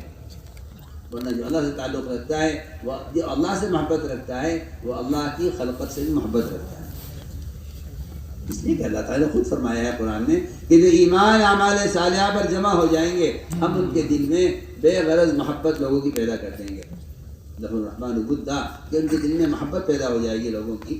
اس لیے جو آدمی اپنے اللہ کے درمیان کے حالات کو معاملات درست کر لیتا ہے, اللہ اس کے مخلوق کے درمیان کے معاملات کو درست کر دیتا ہے. اس لیے میرے بزرگوں کو ہمیں سب سے زیادہ اہمیت دینی چاہیے, حقوق العباد کی طرف توجہ دینی چاہیے. لیکن میں صاف طور عرض کرتا ہوں, شکایت ہے اس بات کی ہمیں کہ لوگوں کو نظر, میری تہجد, میرا ذکر, میری تلاوت, میرے 4 مہینے اور میرے مسجد کی آبادی کی محنت, اور میرا یہ اور معاملات میں یہ سمجھتا ہے کہ میں اس آدمی سے بہتر ہوں، کیونکہ اس کی نظر اپنی عبادات پر ہے. اور یہ بات یاد رکھیں کہ اگر یہ حقوق مار رہا ہے تو یہ ساری عبادات حق والے لے اڑیں گے آخرت میں. یہ اعمال سے اپنی نیکیوں سے خالی کر دیا جائے گا، حق والے کو گناہ اس پر ڈالے جائیں گے، اس کو جہنم میں ڈال دیا جائے گا. یہ ہوگا وہ عابد جو پہاڑوں کی طرح نیکیوں کا ڈھیر لے کے جائے گا قیامت میں. اس لیے بہت اہم بات ہے کہ معاملات کے بارے میں ساتھیوں کے اندر بہت زیادہ کوتاہی ہے، اور وہ یہ سمجھتے ہیں بلکہ ان کی عبادات کا کمال ان کے حقوق کو معاملات کی طرف سے غافل کر دیتا ہے کہ بھئی ہم تو بہت نماز پڑھتے ہیں، ہم تو بہت تلاوت کرتے ہیں، ہم تو تم سے بہت آگے ہیں عمل میں. کہ آپ عمل میں کتنے بھی آگے ہوں، لیکن اگر آپ کے ذمہ بندوں کے حقوق ہیں، اس سے ساتھ بحث کرتا ہوں کہ اس کام کی وجہ سے اللہ تعالیٰ اگر کسی کو کوئی درجہ دے دے، کوئی مقام دے دے، وہ اس بات کا دھیان رکھے کہ اگر خدا نہ کرے معاملات میں حکم توڑ رہا ہے تو پھر یہ سارا کیا دھرا سب ختم ہو جائے گا. اس لیے کہ اللہ تعالیٰ اپنا حق کے لیے چاہیں گے معاف کر دیں گے، لیکن بندوں کے حقوق کا ادا کرنا بندوں کے ذمہ یہ ایک ایسا بنیادی فریضہ ہے کہ جس وہاں ان حقوق کی جو ادائیگی ہوگی وہ تیری اتنی نیکیوں سے ہوگی، وہاں کوئی کرنسی نہیں سوایا. اس طرف سے بڑی غفلت ہے ساتھیوں میں کہ وہ دعوت کے تعلق سے اور کام کے تعلق سے قرضے لے لیتے ہیں، ادا نہیں کرتے. وہ کہتے ہیں ٹھیک ہے اپنا ساتھی ہے، کوئی اپنا ساتھی ہے. معاملات تو اجنبی کی طرح ہونے چاہیے، معاملات اجنبی کی طرح ہونے چاہیے. ساتھیوں کے ساتھ رہو بھائیوں کی طرح، اور معاملات میں کہ میں آپ کو نہیں جانتا، آپ مجھے نہیں جانتا. اس لیے اس بارے میں تو بڑی فکر کی ضرورت ہے سب کو کہ ہمارے ذمے کسی کا حق باقی نہ رہ جائے، ورنہ یہ ساری نیکیاں حق والے لے اڑیں گے آخرت میں، ہم نیکیوں سے خالی ہو جائیں گے. لیکن سوال اس بات کا ہے کہ معاملات اور حقوق کے ادا کرنے کی استعداد کیسے پیدا ہے؟ یا تو مال کی محبت آدمی سے حق مرواتی ہے، جس کی مال کی محبت ہوگی وہ یتیموں کا حق بھی مار لے گا. فرمایا کہ اس کے لیے بہت آسان راستہ یہ ہے کہ آدمی اللہ کے راستے میں نکل کر اجنبی لوگوں کی خدمت کرے. اجنبی کی خدمت، کھانا بنا دیں گے، روٹی ہم بنا لیں گے، جھاڑو ہم لگا لیں گے، بیت الخلا ہم صاف کر لیں گے. میں قسم کھا کر کہہ سکتا ہوں اگر تبلیغ میں نکل کر کوئی شخص اپنی سطح سے نیچے اتر کر عوام کی خدمت کر لے اللہ کے لیے، تو اللہ تعالیٰ اس کے دل میں حقوق کے ادا کرنے کا کی استعداد پیدا فرما دیں گے. اور یہ بالکل واضح بات ہے، کیونکہ حدیث میں صاف فرمایا ہے کہ اللہ کے راستے میں نکل کر اجنبی لوگوں کی خدمت کرنے سے اخلاق میں بلندی اور اخلاق کے اندر حسن پیدا ہو جاتا ہے. حدیث ہے یا اکثر موضوع غیر قومی کے حسن خلقت ہے، اکثر اللہ کے راستے میں نکلا کرو اپنی قوم کے علاوہ کے ساتھ، اس سے تمہارے اخلاق اونچے ہو جائیں گے، اچھے ہو جائیں گے، تم قوم باعزت ہو جائے گے. میرے دوستوں عزیزوں، اس راستے میں نکل کر خدمت اللہ آپ صلی اللہ علیہ وسلم ساتھیوں کے ساتھ ہیں، خروج میں کام تقسیم ہو گئے. فرمایا کہ لکڑی جنگل سے میں چن کر لاؤں. آپ نے تو فرمایا بعض موقعوں پر کہ جس اجر کی تمہیں ضرورت ہے مجھے بھی اس اجر کی ضرورت ہے. میں ایسا نہیں ہوں کہ میں اس میں صرف اجر کے وعدے بتانے کے لیے ہوں کہ میں تو بنا ہوا ہوں. نعوذ باللہ، بے شک اس میں کوئی شک نہیں ہے کہ آپ سے زیادہ اکمل اخلاق میں اور عبادات میں کوئی نہیں ہے. لیکن آپ صلی اللہ علیہ وسلم خود ایک عام صحابی کی طرح اپنے آپ کو اجر کا محتاج بنا کر پیش کر رہے ہیں. اور فرمایا ایک اس میں ضرورت ہے، نہیں اس کی ضرورت ہے. اس میں تعمیر ہو رہی تھی، ایک پتھر آپ نے اٹھایا، وہ آپ سے اٹھا نہیں. پھر آپ نے زور لگایا، نہیں اٹھا. آپ نے پیٹ کا سہارا لیا اس کو کھینچ کر اٹھانے کے لیے. صحابی نے کہا کہ آپ سے نہیں اٹھ رہا ہے پتھر، آپ اس کو چھوڑ دیجیے، یہ میں اٹھا لوں گا، آپ نے چھوٹا والا اٹھا لیجیے. فرمایا کہ جس اجر کی تمہیں ضرورت ہے مجھے بھی اس اجر کی ضرورت ہے. اس طرح حضور اکرم صلی اللہ علیہ وسلم صحابہ کے ساتھ اللہ کے راستے میں نکل کر اس طرح آپ کو عام لوگوں کی طرف اپنے آپ کو پیش کر دیا کرتے تھے ایک عام میں. اس لیے ہم کہتے ہیں کہ جماعت میں نکل کر اجنبی لوگوں کی خدمت، اس لیے کہ میں صاف طور سے کہتا ہوں کہ امت طبقات میں بٹی ہیں، یہ کالے ہیں، یہ گورے ہیں، یہ اس خاندان کے ہیں، یہ نیچے خاندان کے ہیں، اونچے خاندان کے ہیں، یہ مالدار ہیں، یہ غریب ہیں، یہ اس ملک کے ہیں، وہ اس ملک کے ہیں۔ اس کام کا بنیادی مقصد امت کے درمیان کے طبقاتی فرق کو ختم کرنا ہے۔ اگر یہ طبقاتی فرق ختم نہیں ہوتا تو باوجود عبادات کے، ذکر و تلاوت کے، آپس کی خریزیاں ختم نہیں ہوتی۔ نے امت بنائی تھی۔ امت بنانے کا مطلب یہ تھا کہ امت کے درمیان میں جو طبقاتی فرق ہے وہ ختم کیا جائے۔ امت کے درمیان کے طبقاتی فرق کو ختم کرنا یہ آپ صلی اللہ علیہ وسلم کا سب سے بڑا کارنامہ ہے۔ سارے انبیاء علیہ السلام سے ہٹ کر آپ نے جو اصل کام کیا ہے وہ یہ کیا ہے، ورنہ سارے انبیاء علیہ السلام مختلف قوموں کی طرف، قبائل کی طرف، مختلف حرفہ پیشہ کی طرف بھیجے گئے ہیں۔ آپ صلی اللہ علیہ وسلم کی بعثت سارے انبیاء علیہ السلام سے مختلف ہے۔ آپ کا میدان محنت سارا عالم ہے، ہر قوم ہے۔ اس لیے آپ غور کریں گے، ہم تو اللہ معاف کرے ہمیں، ہم تو سمجھتے ہیں یہ ہمارے شورا میں کیوں آ گیا، یہ تو ہمارے صوبے کا نہیں ہے، یہ ہمارے ساتھ کیوں آ گیا تو ہمارے حلقے کا نہیں ہے۔ عجیب طرح کی تقسیم ہے، عجیب طرح کی تقسیم ہے۔ میں سب سے کہہ رہا ہوں اس تقسیم کا مزاج بنا ہوا ہے کہ آپ تو ہمارے حلقے کے نہیں ہیں، آپ یہاں کیوں؟ آپ سے کیا مجھے شرم آتی ہے کہتے ہوئے؟ حلقے تقسیم کر کے ایک دوسرے کا تعاون چھوڑ دینا یا ایک دوسرے کو اپنے حلقے میں آنے سے روک دینا ہے مزاج ہے لوگوں کا۔ میں تو کوئی نہ کوئی تہمت لگا رہا ہوں، نہ میں کوئی نئی بات کر رہا ہوں، میں تو جو دیکھ رہا ہوں آج کر رہا ہوں۔ مجھ سے شکایت کی ایک صاحب نے کہ جی یہ ہمارے حلقے میں آ گئے، تو میں نے کہا دیکھو یہ میرے محلے میں کیوں آ گیا، یہ مزاج مسلمان کا نہیں ہے، یہ مزاج کتے کا ہے، مزاج کتے کا نہیں۔ آپ دیکھیں گے گاؤں میں، دیہاتوں میں، شہروں میں بھی حال یہی ہے، گلیوں میں کتوں کے ایریے تقسیم ہوتے ہیں، ان کی گلیاں تقسیم ہوتی ہیں، ان کے محلے تقسیم ہوتے ہیں۔ اگر اس محلے کا کتا اس محلے میں آ جائے تو رات کو 2 بجے ہنگامہ ہو جاتا ہے، جب تک وہ نکل نہیں جاتا اس کو چین نہیں ہوتی کہ نہیں آپ یہاں سے نکل جائیے، آپ اس محلے کے نہیں۔ یہ تقسیم امت میں پیدا ہو گئی ہے جو بڑی غم کی اور بڑے افسوس کی، بڑی فکر کی۔ یہ میرا علاقہ، یہ آپ کا علاقہ، یہ میری مسجد، یہ آپ کی مسجد، یہ اللہ کی مسجدیں ہیں، اس کو تقسیم کرنے کا اللہ کی قسم کسی کو حق نہیں ہے، کسی کو اس کا حق نہیں۔ انتہائی فاسق اور انتہائی مفسد آدمی ہے وہ شخص، اس کے ذہن میں ہو کہ ہماری مسجد ہماری مسجد۔ مسجدیں بنائی اس لیے گئی تھی تاکہ امت کے درمیان کا طبقاتی فرق ختم ہو، تو میں نے مسجد کو طبقات میں تقسیم کر دیا۔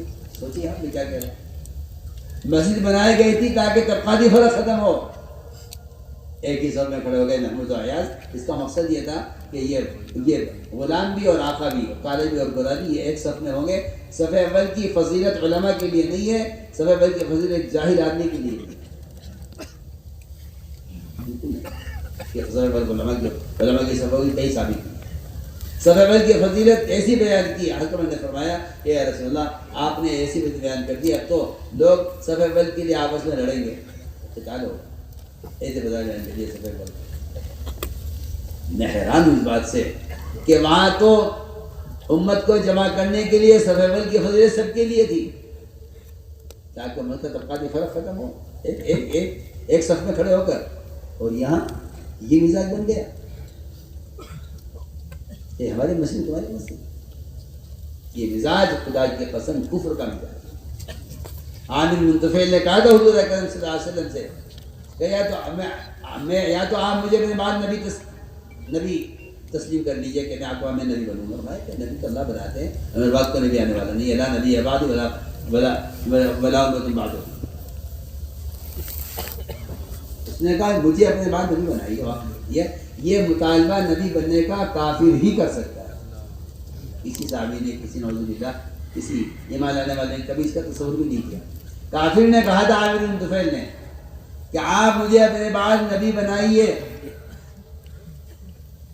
میں کہیے تو میں آخری نبی ہوں، میرے پاس کوئی نبی نہیں۔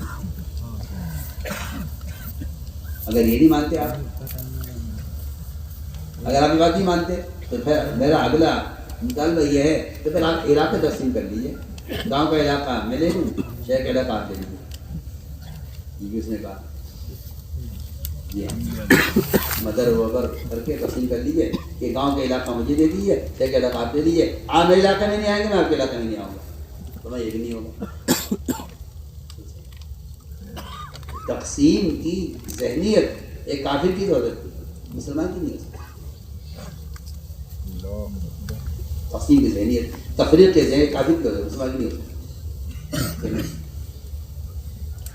اس لیے ہم ایسا کر رہے ہیں، اس لیے ہم ایسا کر رہے ہیں کہ اکرام کے ذریعے ہمیں آپس کے اختلافات کو اور دنیا کو ختم کرنا. سب سے ملاقات کرو، سب سے ملنا. تو صاحب کہتے ہیں تم خروج میں ہو، سب کو دعوت دو. آپ کس طرح ہیں، آپ کہاں گئے، آپ کون ہیں، آپ کہاں ہیں، آپ کدھر ہیں، آپ ادھر ہیں. بالکل فضول بات. آپ صلی اللہ علیہ وسلم کسی انسان کا درجہ اس سے کم نہیں سمجھتے تھے کہ آپ اس کو خود جا کر دعوت دیں. یہ تو ان صفات کے پیدا کرنے کی ایک عملی محنت ہے. صرف بیان ہو جائے ان صفات پر، اس سے کچھ حاصل ہونے والا نہیں. الفاظ بناتے ہیں، الفاظ کورس بناتے ہیں، الفاظ سے کچھ نہیں بنتا. دعوت ایک عملی محنت ہے، ایمان سے، عبادات سے لے کر اپنے مزاج کو بدلنے کی ایک عملی محنت ہے. اس لیے میں نے عرض کیا کہ یہ سارے کام اللہ کی رضا کے لیے کرتے ہیں. اس لیے کہ ہر عمل کی قبولیت اور اس عمل کی نورانیت اور اس عمل کا اثر وہ تو صرف اخلاص پر ہے، اور شیطان لگا رہے گا نہیں اس کو بگاڑنے میں. صحابہ نے سوال کیا آپ صلی اللہ علیہ وسلم سے کہ اللہ ایمان کسے کہتے ہیں؟ ایمان اخلاص کو کہتے ہیں. ایمان اخلاص ایک چیز ہے، ایمان اخلاص ایک ہی چیز ہے، جیسے ریا اور شرک ایک ہی چیز ہے. اس طرح ہمیں ہر عمل میں اپنی نیت خوش ڈلتے رہنا ہے. یہ صفات اپنے اندر پیدا ہوں گی جب ان صفات کے لیے اس کے لیے ایک عملی محنت ہے. اس کے لیے عملی محنت ہے. اس کی عملی محنت یہ ہے کہ آدمی اپنے دین کی دعوت کو لے کر پھرے. میں تو بہت تاکید سے آپ سے کہہ رہا ہوں کہ پھرنا اس کام کا قوام ہے، پھرنا اس کام کا مدار ہی پھرنے پر ہے. آج کل کچھ لوگوں کی ذہنیت ہے، کچھ نئے خیال کے لوگ پیدا ہو رہے ہیں جو کہتے ہیں پھرنا ضروری نہیں ہے. سوچیے آپ، عثمان فرماتے رضی اللہ تعالیٰ عنہ اگر اللہ کے راستے پھرنا نہ ہوتا عمر دنیا میں رہنا پسند نہ کرتا. لوگ سوچتے ہیں کہ بھئی ٹھیک ہے یہ تو نکل کے دعوت دے دیں، مجھے اللہ نے مال دیا ہے میں مال لگا دوں، یہ جان لگانے میں مال لگا دوں. ایسی کوئی صحابہ میں تقسیم نہیں ہے کہ جان لگانے والے الگ مال لگانے والے الگ. ایسی کوئی تقسیم صحابہ میں نہیں ہے. جان لگانے والے 100% صحابہ تھے جن کو اللہ نے مال دیا، مال بھی لگایا، اللہ جزائے خیر دے ان کو. آج بھی ایسے لوگ ہیں ماشاءاللہ اجتماعات میں وہ اپنی ذات سے مال خرچ کرتے ہیں. اللہ تعالیٰ ان کو اس کا بدلہ بھی دے گا دنیا میں بھی اور آخرت میں بھی. لیکن یہ بات یاد رکھیں سب، یہ بات سب یاد رکھیں کہ مال کا خرچ کرنا جان کا بدل نہیں ہو سکتا. ایک آدمی مال دیتے نماز نہ پڑھے کہ میں اپنی نماز کے بدلے مال دیتا ہوں. بتائیے تو صحیح، جو آدمی نماز کے بدلے میں مال پیش کر دے گا کیا اس کی نماز معاف ہو جائے گی؟ کیا خیال ہے؟ بولو جلدی بولو. ہاں کوئی آدمی مر گیا، دنیا سے چلا گیا اور اس کی بے ہوشی میں 6 دن 10 دن 8 دن گزرے ہیں، اس کی نماز اس کی ذمہ ہے، اس کے مال سے اس کے مرنے کے بعد تجھے دے سکتے، حیات نہیں دے سکتے. جس طرح نماز کا فدیہ حیات میں مال نہیں ہو سکتا، میں کہہ رہا ہوں اس طرح مال جو ہے وہ کسی آدمی کے دعوت کا بدل نہیں ہو سکتا. دعوت کا تو آپ کے ذمہ اس طرح سے، نماز آپ کے ذمہ. بے شک دفاعی کام لوگ کرتے ہیں، خیر کے کام کرتے ہیں، کرنے چاہیے. اور اس کے لیے مسلمان کا ہونا بھی کوئی شرط نہیں ہے. غیر مسلم یہ کام کر لیتے ہیں، میں تو کھل کر کہتا ہوں بے شمار غیر مسلم ہیں جو مسلمانوں کی مدد کرتے ہیں. اللہ تعالیٰ ان کو اس کا بدلہ بھی دے، اللہ تعالیٰ ان کو ہدایت بھی دے. میں تو صاحب سے عرض کرتا ہوں کہ ایک بیماری آئی، کرونا آیا، جس میں غیر مسلموں نے مسلمانوں کی مدد کی ہے. ایسے پاکیزہ قلوب رکھنے والے بے شمار غیر مسلم ہیں، ہمارے ہندو بھائی ہیں جنہوں نے ایسے موقع پر تعاون کیا ہے. ہم ان کا شکریہ ادا کرتے ہیں، آج بھی کرتے ہیں، آئندہ بھی کریں گے. تو ایسی بات پیش آئے گی.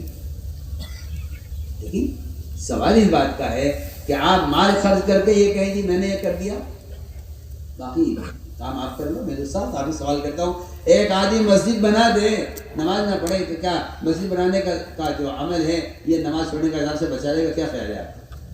نہیں بچائے گا، نہیں بچائے گا، پکی بات ہے۔ نماز پڑھنے کا عذاب اپنی جگہ ہے اور مسجد بنانے کا ثواب اپنی جگہ ہے۔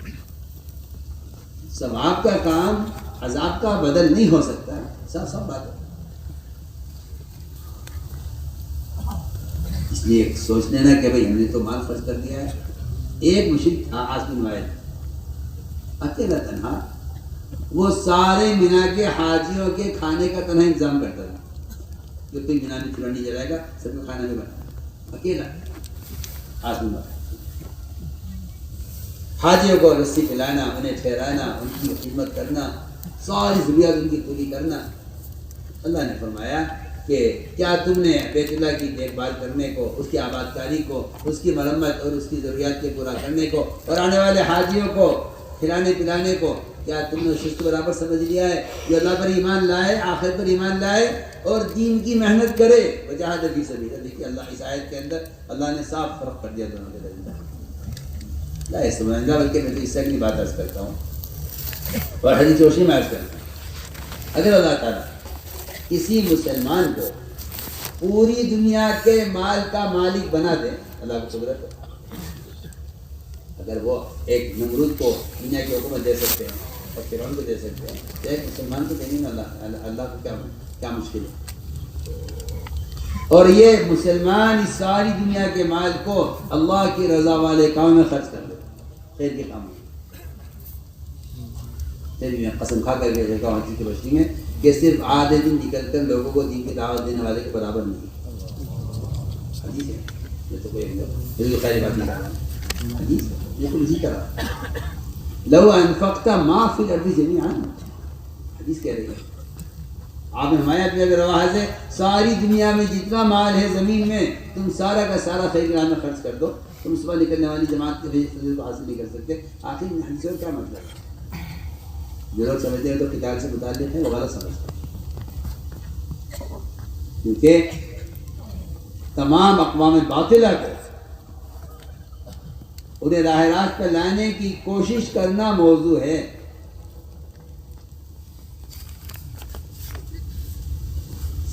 رکاوٹ کو صرف ہٹانے میں لگا رہے آدمی۔ میں تو صاحب سے بات کرتا ہوں کہ اگر دعوت نہیں ہے تو پھر قتال پہ بھی وہ مدد نہیں ہوگی۔ دعوت جو مدد ہے وہ صرف دعوت کی وجہ سے ہے کہ اگر دفاع بھی کریں گے آپ تو دعوت کے بغیر، دفاع بھی دعوت کے بغیر اللہ کی قسم وہ مدد نہیں لائے گا، کیونکہ صرف دفاع نہیں ہے بلکہ دعوت کے ساتھ دفاع ہے۔ میری بات شاید کوئی سمجھے، دعوت کے ساتھ دفاع۔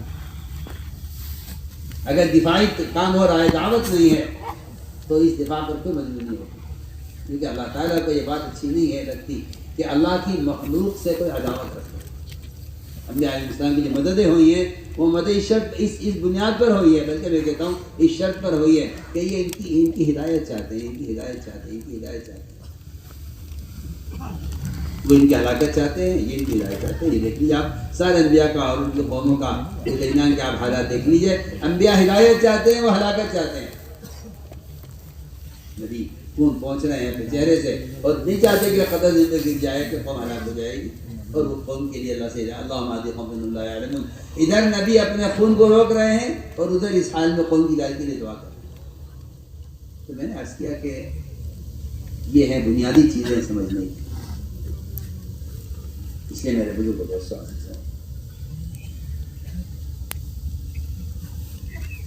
اللہ کے راستے کا خروج اور نفر، اور خروج اس لیے اہم ہے کہ اعمال متعدی بنانے ہیں۔ اعمال کا تعدیہ خروج کے بغیر ممکن نہیں ہے۔ آپ نے قبر میں بیٹھ کر عمل کرتے رہے آگے جاتے محدود رہے گا۔ حرمین کی عبادت سے خروج افضل ہے، یہ ایک حدیث نہیں، قرآن کی آیتوں میں بھی ہے اور احادیث میں بھی ہے۔ کیوں؟ تاکہ اعمال دین باعتبار امت کے قائم ہو، دین باعتبار امت کے قائم ہو۔ اس لیے میں نے عرض کیا تھا کہ جو آدمی خیر کے مال خرچ کر دیتے ہیں وہ کبھی یہ خیال نہ کریں کہ یہ خروج کا دعوت کا بدل ہو جائے گا۔ ایک صاحب نے آ کر سوال کیا آپ صلی اللہ علیہ وسلم سے کہ میں 6000 سونے کی اشرفیاں مدینے میں رہ کر اگر خیر کام میں خرچ کر دوں تو کیا میری جماعت میں نکلنے کا بدل ہو جائیں گے؟ آپ نے فرمایا کہ جو اللہ کے راستے میں نکل کر سو رہا ہے مجھ سے افضل ہے۔ تو سو رہا ہے جو خروج میں سو رہا ہے، وہ جو خروج میں سو رہا ہے وہ مدینہ منورہ میں رہ کر خیر کے کاموں میں 6000 اشرفیاں سونے کی خرچ کرنے والے سے افضل ہے، کیونکہ یہ خروج میں ہے، اس خروج میں۔ اس لیے میں کہا کرتا ہوں کہ نفر و خروج کی ذات مقصود ہے، اللہ کا امر ہے نکلنے کا۔ انفرو، نکلو اللہ کے راستے میں، نکلو، قتال ہو یا نہ ہو نکلو۔ کیا مطلب اس کا کہ قتال ہو تو نکلو؟ یہ کس سے کیا مطلب؟ بالکل نہیں، میں کھل کر کہہ رہا ہوں کہ نکلنا بذات مقصود ہے۔ مولوی صاحب کا ملفوظ ہے کہ اللہ کے راستے میں نکلنے میں دیر کرنا اللہ کے عذاب کو واجب کر دیتا ہے۔ بتائیے، سوچیے، کوئی اشکال کرے اس کا؟ کیا تو کیسے کرے؟ اللہ کے راستے میں نکلنے میں دیر کرنا اللہ کے عذاب کو واجب کر دیتا ہے۔ سنیے، آپ قرآن میں ہے کہ اگر تم نے نکلنے میں تاخیر کر دی تو اپنے آپ کو اپنے ہاتھوں ہلاکت میں ڈال لو۔ اور یہ بھی صحابہ نے اس وقت، یہ آیت جب نازل ہوئی تھی جب صحابہ نے کہا تھا کہ اسلام پھیل چکا ہے، مسلمان بہت ہو گئے ہیں، اسلام کو قوت مل گئی ہے، اب کوئی قتال بھی ہونے والا نہیں ہے۔ ان ساری باتوں کو سوچ کر جب صحابہ نے یہ طے کیا کہ اب اس کی مدینے میں رہیں گے مقامی دام کے ساتھ، تب آیت نازل ہوئی کہ اپنے آپ کو ہلاکت میں مت ڈالو۔ کیا ہلاکت ہے؟ کیا ہلاکت یہ ہے کہ ہم گھر میں بیٹھ جائیں اور شہر مدینے میں رہنے، باہر نہ نکلیں، یہ ہلاکت ہے۔ پڑھیے نا قرآن، پڑھیے، آپ کو پتہ چلے گا، یہ تو قرآن میں ہے۔ ہلاکت یہ ہے کہ آپ مدینے میں رہ کر عمل کر رہے ہیں، اس کو ہلاکت کہہ رہے اللہ قرآن میں۔ سونی تو اس لیے میں کیا کہہ رہا ہوں، جی آپ کو نہ میں رہ کر کہیں گے میں یہاں رہتا ہوں، مجھے نکلنے کی ضرورت ہے۔ وہاں مدینے میں رہنے والے صحابہ سے کہا جا رہا ہے کہ تم اگر یہاں رہ گئے نہ نکلے تو اپنے ہاتھوں اپنے آپ کو ہلاکت میں ڈال لو گے، حالانکہ قتال کو کوئی موقع نہیں۔ اس امت کو تو پھرایا گیا تھا سورج کی طرح، سورج حرکت میں رہے گا روشنی رہے گی، سورج حرکت میں نہیں آئے گا روشنی ختم ہو جائے گی۔ سورج کی مسلسل کی حرکت یا مسلسل روشنی دنیا میں ہو رہی ہے، جی یہاں غروب ہوتا ہے وہاں طلوع ہوتا ہے، وہاں طلوع ہوتا ہے وہاں غروب ہوتا ہے، مسلسل دنیا میں روشنی سورج کی ماں فرماتے تھے جس طرح سورج روشنی کے ساتھ حرکت میں ہے، دنیا میں روشنی ہے، اس طرح مسلمان اگر ان اعمال کو لے کر حرکت میں رہے گا تو دنیا میں نور ہدایت چلتا رہے گا۔ میرے دوستو، اس کام میں، اس راستے میں اللہ کا امر سمجھ کر نہیں، اللہ کا امر، اسی لیے اس راستے میں اللہ کا امر سمجھ کر نہیں۔ دین سیکھنے کے لیے نکل رہا ہوں، اچھا دین سیکھنا بڑا بنیادی کام ہے، فرض ہے، لیکن دین سیکھ لیا، دین سیکھنے کے لیے نکل جانا صرف یہ تو کوئی نکلنے کا اصل مقصد نہیں ہے۔ نکلنے کا جو مقصد ہے دین قائم کرنا ہے، 100% مسلمان اللہ کے فرائض پر جمع ہو، یہ اقامت دین ہے، اس کے لیے نکلنا ہے۔ وہ ذمہ داری میری ہے، ذمہ داری مجھے نکلنا ہے، پورا میں اس کا عزم کر لے کہ انشاءاللہ ہر سال 4 مہینے، ماہانہ 10 دن، روزانہ 8 گھنٹے کی مسجد کی آبادی کے لیے اس کا پورا مجمع اس کا عزم کر لے، اس کے بغیر ماحول ہوتے رہے کریں گے انشاءاللہ اہتمام۔ اسی طرح میرے اسی کام مقصد کے لیے نکلنا ہے، جہاں جماعتیں کو بنا ہے، جماعتیں جہاں تک ہو سکے پیدل چلیں۔ آپ ٹرین سفر کر رہے ہیں، اس بات کا پورا خیال رکھیں ہماری ذات سے قانون کی خلاف ورزی کہیں نہ ہو۔ یہ حکام، یہ انتظامیہ، یہ پولیس، یہ تو ہماری مدد کے لیے ہے، یہ تو ایک انتظام ہے۔ ہمیں چاہیے کہ ہم اپنی ذات سے انتظامیہ کی مدد ہم کریں، بجائے اس کے کوئی ہمیں الزام دے کے انہوں نے مدد کیا ہے۔ ہمیں چاہیے کہ انتظامیہ کی مدد کریں۔ آپ ٹرین میں نماز پڑھیں، گزرنے والوں کو دشواری نہ ہو، راستے میں نہ پڑھیں۔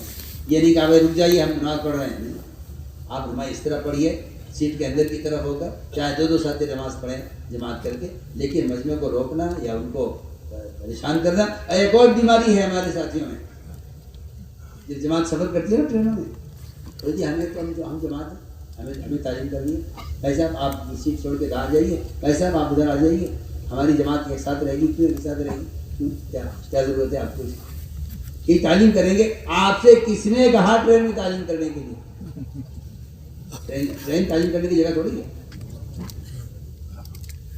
تعلیم کتاب پڑھنے میں تعلیم نہیں کہتے. آپ کے برابر میں ایک آدمی بیٹھا ہوا ہے, آپ اسے کلمہ سکھلائیں, تعلیم ہے. آپ اسے نماز سکھلا رہے, یہ تعلیم ہے. کس نے کہا آپ سے کہ صرف کتاب پڑھنے کی تعلیم؟ ہماری جماعتیں مسافروں کو تنگ کرتی ہیں.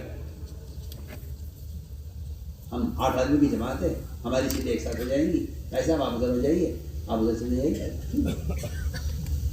کیوں مسافروں کو تنگ کرتے ہیں؟ جس کی سیٹ ہے اس کا حق ہے. آپ بجائے حقوق کے ادا کرنے کی مشق کرنے کے, آپ خروج میں حق مار رہے ہیں لوگوں کو. اس سے آپ کو بچائیے. اسٹیشنوں پر نماز پڑھنے میں بھی اس کا خیال رکھیں کہ ہماری ذات سے کسی کو تکلیف نہ ہو. کسی راستے میں لمبی جماعت کرنا یا لمبی نماز پڑھنا بالکل نہیں. سنتیں تو سفر میں سنت چھوڑنا سنت ہے, وہ بھی لیکن سواری پر. آپ مسجدوں میں ہیں, اپنی جگہ پہ پہنچ گئے ہیں جہاں کا رخ بنائے, تو وہاں تہجد کا, سنتوں کا, ساری باتوں کا اہتمام کرنا ہے. جہاں کا رخ بنائے جماعتیں وہاں جائیں, اور اس بات کا پورا خیال رکھیں کہ ہم سب سے پہلے مسجد میں پہنچیں. مسجد سے ہمارے کام کی ابتدا ہے. مسجد میں داخل ہو سنت طریقے سے, اور تحیۃ المسجد کا اہتمام کریں. 2 رکعت اگر مکروہ وقت نہیں ہے, عصر کے بعد کا وقت نہیں ہے, کہ نوافل کا وقت نہیں ہے, اور ایسے ہی زوال کے وقت میں, اور ایسے سورج طلوع ہو رہا ہو تو ایسے وقت میں نوافل نہ پڑھیں. ہاں اس کے علاوہ وقت ہے تو آپ 2 رکعت تحیۃ المسجد پڑھ کر سب سے پہلا کام مشورہ. مشورے مقامی ساتھیوں کو ضرور ساتھ لیجیے. مقامی ساتھیوں کو ساتھ لے کر ملاقاتوں کا نظم بنائیے. متکلم آپ کے ساتھی رہے اور مقامی ساتھی آپ کے رہبری کرے. یہی سنت ہے آپ صلی اللہ علیہ وسلم. مقامی آدمیوں کو رہبر بنا کر ان سے کام لیا کرتے تھے. اس لیے ہمیں چاہیے جہاں جائیں وہاں جا کر ساتھیوں سے ملاقاتیں کریں. ہمارے چند گشت انتہائی اہم ہیں. عمومی گشت سب سے بنیادی چیز ہے, جو اسلام میں ریڑھ کی ہڈی. ہمارے ایسا فرماتے تھے گشت اسلام میں ریڑھ کی ہڈی کی طرح ہے. اگر ریڑھ کی ہڈی کا ایک مہرہ سرک جائے تو آدمی کا پورا بدن ڈھیر ہو جاتا ہے. نہ ہاتھ اٹھا سکتا ہے, نہ پاؤں اٹھا سکتا ہے, کہ وہ کمر کی ایک ہڈی سرک گئی ہے. اس لیے 20 سال بستروں پر گزار دیتے ہیں لوگ, کیونکہ کمر کی ہڈی میں فرق آ گیا. ہمارے ایسا کا ہے محفوظ کہ گشت ریڑھ کی ہڈی کی طرح ہے. مطلب یہ تھا کہ اگر گشت صحیح طریقے سے ہو گیا, گشت میں سامانوں کو نہ دیکھا, بازاروں کو نہ دیکھا, چیزوں کو نہ دیکھا, فرمایا اگر ایسا کیا پہلے سے زیادہ دنیا کی محبت لے کے لوٹو, پہلے زیادہ محبت لے کے لوٹو. فرمایا کہ ہاں گشت یا گشت صحیح طریقے سے ہو جائے تو پھر یہ پورا بدن یعنی سارے اعضاء سلامت رہیں گے.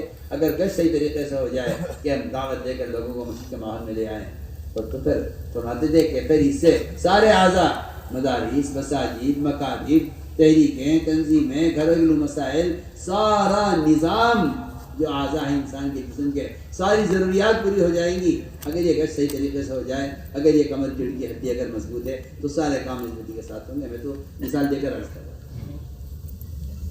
عمومی گشت آپ صلی اللہ علیہ وسلم خود بڑھتے لوگوں کی طرف, خود دعوت دیتے. کسی فرد کا درجہ ایسے کم نہیں سمجھتے کہ آپ اسے خود دعوت دیں.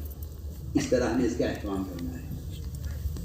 دوسرا عمومی گشت ہو گیا, لوگ آ گئے, بات ہو گئی, سمجھ گئے. اب ان کو وصول کرنا. ہاں جی میں نام لکھ لیجیے, آپ نے نام لکھ لیا, وہ چلا گیا. آپ کو چاہیے کہ اسے وصول کر کے لائیں. وصولی گشت, انہیں وصول کر کے لائیں, ان کا خرچہ لے کر, ان کا بستر لے کر, جماعت بنا کر. جماعتوں کو چاہیے کہ جماعتیں نکالیں, جماعت کو چاہیے کہ جماعتیں نکالیں. اور میری بات آپ سب نوٹ کر لیجیے گا, 4 مہینے سے کم کی بات کوئی جماعت کسی ملک میں, کسی مسجد میں, کسی علاقے میں کام ہو وہاں یا نہ ہو, علاقہ بنجر ہو یا علاقہ کام کرنے والوں کا ہو, 4 مہینے سے کم کی بات کسی کی زبان پر نہ آئے. کیا کہ سب سے اس سے کم کی بات 4 مہینے سے کم کی تشکیل زبان پر ہرگز چلہ کا لفظ نہ آئے زبان پر. اچھا آپ یہ کہیں گے چلیے خیر اگر نہیں چاہیں گے چلے گے تیار ہو جائے, یہ بھی نہ. وہ کہہ رہے ہیں میں چیلا دوں گا, آپ کے آپ 4 مہینے کے لیے تیار. جب وہ کہہ رہا ہے میں چیلا دوں گا, آپ چیلا قبول کر لیں. آپ یہ مت کہیے کہ نہیں چیلا نہیں چاہیے, آپ چیلا قبول کر لیں. اس روز کو قبول کر لیجیے کہ شاید یہ 40 دن کے دوران 4 مہینے پورا کر لیں, ارادہ کر لیں. 4 مہینے سے کم کی تشکیل ہرگز نہ ہو. مولانا صاحب کا یہ سب سے اس زمانے کا ملفوظ ہے جب پہلی جماعت کراچی بھیجی, اس زمانے کا یہ حکم کہ 4 مہینے سے کم کی بات نہ کرو. چاہے کوئی نئے سے نئے آدمی ہو، بڑے سے بڑا تاجر ہو، بڑے سے بڑا کوئی بلڈر ہو، بڑے سے بڑا کوئی مالدار ہو، کوئی وزیر ہو، 4 ماہ سے کم کی بات نہیں. اور ایسا محفوظ ہے، ہر سال 4 مہینے اس راستے میں نکلنے کو. اپنا اگر زندگی نہ بنایا ایمان کا مزہ نہیں چل سکتے. تو معمولی بات ہے. اس لیے آپ جہاں بھی جا رہے ہیں وہاں جم کر بات رکھیں. بچانے کی جم کر تشکیل امت کی استعداد ہے، مگر اگر آ جائے بھی تو ویسے کسی کا بھی 4 سال کے لیے آپ کو جانا ہے فیملی کے بغیر، ہاں جی چلو تیار. میں تو آپ سے کہہ رہا ہوں استعداد ہے.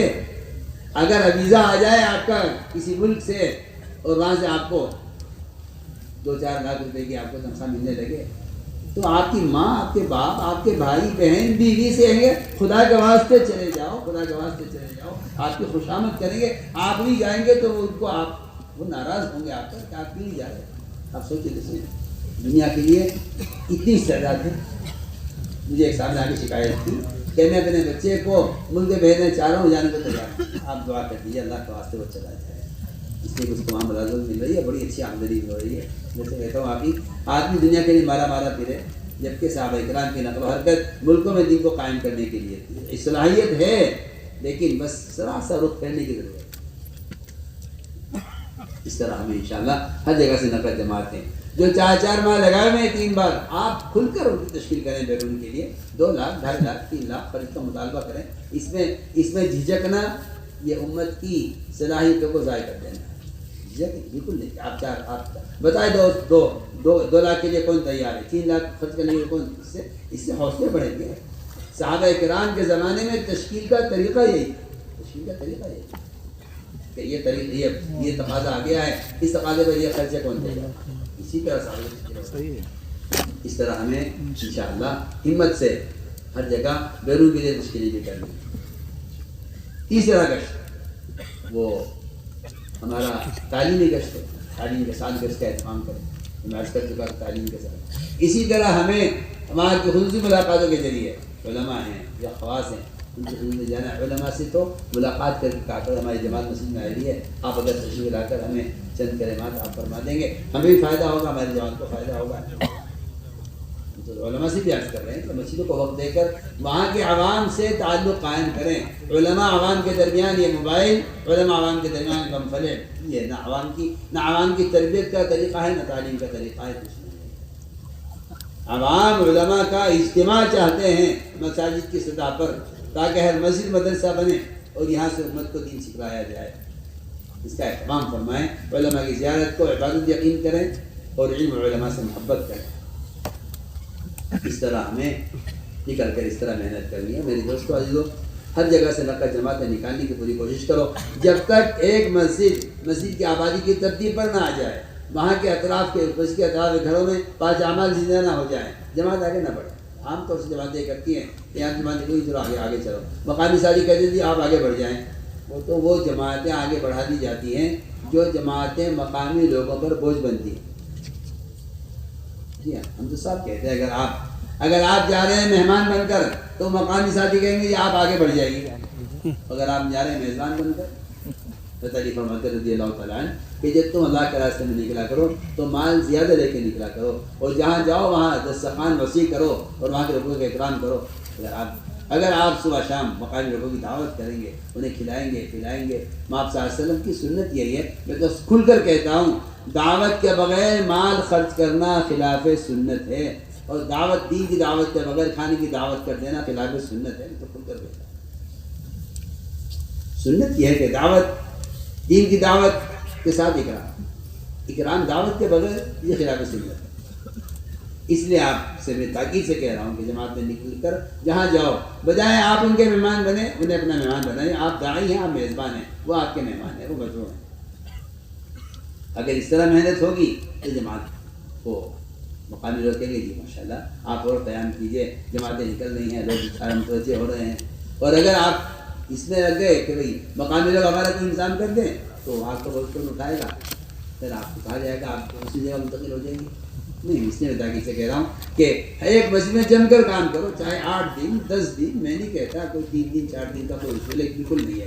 کوئی اگر کہتا ہے مسجد میں اتنا ٹھہرنا ہے، کوئی اصول نہیں ہے. سب سن لیں، مسجد میں جتنی ضرورت ہے. کیا ضرورت ہے؟ مقامی کام شروع ہو جائے، مسجد کی آبادی کی ترتیب یہاں شروع ہو جائے، یہاں سے جماعتیں اللہ کے راستے میں نکل جائیں، اور گھروں کے اندر مردوں کے ذریعے سے گھروں میں 5 اعمال زندہ ہو جائیں. جب آپ یہ دیکھ لیں کہ مسجد کے اطراف میں کام کی فضائیں بن گئی باہر، تو تب آگے بڑھیں. چاہے آپ کو 10 دن 15 دن ایک جگہ لگ جائیں، کوئی حرج نہیں، رہے مسجد میں جماعت کیا بات. اس طرح ہمیں ایک ہی جگہ جم کر کام کرنا پڑے گا، صبح کو یہاں، شام کو وہاں، صبح کو یہاں، شام کو وہاں. اس سے تو میرے دوست عزیزوں کہیں بھی جم کر کام نہیں ہو پاتا ہے. ہماری جماعتیں جس علاقے میں جائیں وہاں کی ایک مسجد میں کام جما کے پھر اگلی مسجد میں جائیں، اس کا اہتمام کریں گے انشاءاللہ. کوشش ایک بات ضروری ہے آخری، کہ اللہ کے راستے میں نکل کر سامان خریدنا، چیزیں خریدنا، اس سے تو اپنے آپ کو بہت بچائیں. اس تو خلفاء راشدین کے زمانے میں یہ بات اتنی بری سمجھی جاتی تھی، اتنی بری سمجھی جاتی. عمر رضی اللہ عنہ نے جماعت روانہ کی، جب جماعت واپس آئی تو مصر کے علاقے میں انہوں نے بہت بڑا میدان فتح کیا تھا اور بڑی کوشش سے کام کیا تھا. وہاں سے مصر کا بھاری کپڑا خرید لیا، اور مدینے میں موٹے موٹے کپڑے پہنتے تھے ان کے، وہاں سے بھاری کپڑا اچھا لگا وہ خرید لیا.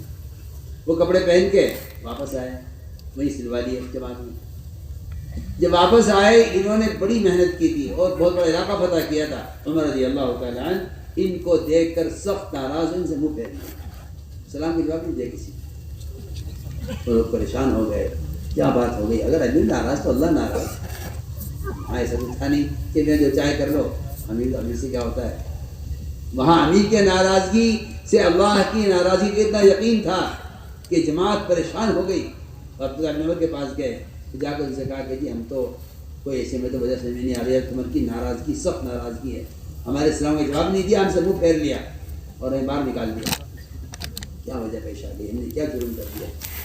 بیٹی سے پوچھا جا کے، شاید ہی جا کر اندر پوچھ لیں اپنے ابا جان سے کہ جی کیا ہوا، جماعت کی کیا پتہ ہے، معاف کر دیں کیا ہوا. حضرت عمر نے کہا دیکھو اور تو کوئی وجہ ناراضگی کی نہیں ہو سکتی، تم لوگوں نے وہاں کپڑا خریدا ہے اس لیے تم ناراض. یہ پیسہ جو خروج کا، یہ وقت امانت ہے، اللہ کے اس کا جواب دینا. انہوں نے صاف فرمایا حدیث میں کہ جو نکلنے کے زمانے میں جس چیز کا بھی ارادہ کرے گا وہ لے کے آ جائے گا. ہدایت نہیں ملے گی، ہاں دنیا مل جائے گی. اس سے آپ کو اپنے اوقات کے بعد حفاظت کرنی ہے. لایانی باتیں، سیاسی باتیں، اختلافی باتوں میں نہیں پڑھنا ہے. 3 کام ہمارا وقت گزرے گا، یا دعوت میں، یا عبادت میں، یا سگریٹ چلانے میں. جو وقت اس کے علاوہ ہے اس میں آرام کر لو، یا ذکر تلاوت میں لگ جاؤ، یا کوئی آ جائے تو اسے دعوت دینے مشغول رکھو اپنے وقت کو. اس کے علاوہ میں ہمارا وقت ضائع ہے، اس کا بہت اہتمام کرنا ہے. انشاءاللہ اگر اس طرح ان شرائط کے ساتھ، اس ترتیب کے ساتھ چلیں گے تو اللہ تعالیٰ نے اپنے راستے کی ہدایت کے راستے پر ہدایت کا وعدہ تاکید سے کیا ہے. والذین جاہدوا فینا لنہدینہم سبلنا، کہ جو ہمارے راستوں میں صحیح طریقے سے محنت کرتے ہیں ہم انہیں ہدایت ضرور دیتے ہیں. اس لیے پورا مجمع اس کا عزم کر لے.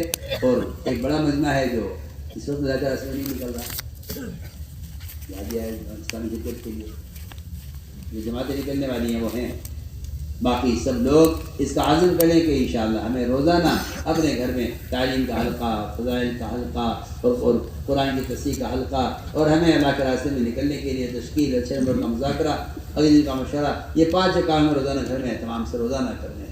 یہ اعمال طہارت ہیں، اعمال نبوت ہے، یہی اعمال صحابہ ہیں، اعمال ہدایت ہیں. انہیں اہتمام سے کرنا ہے، کریں گے انشاءاللہ.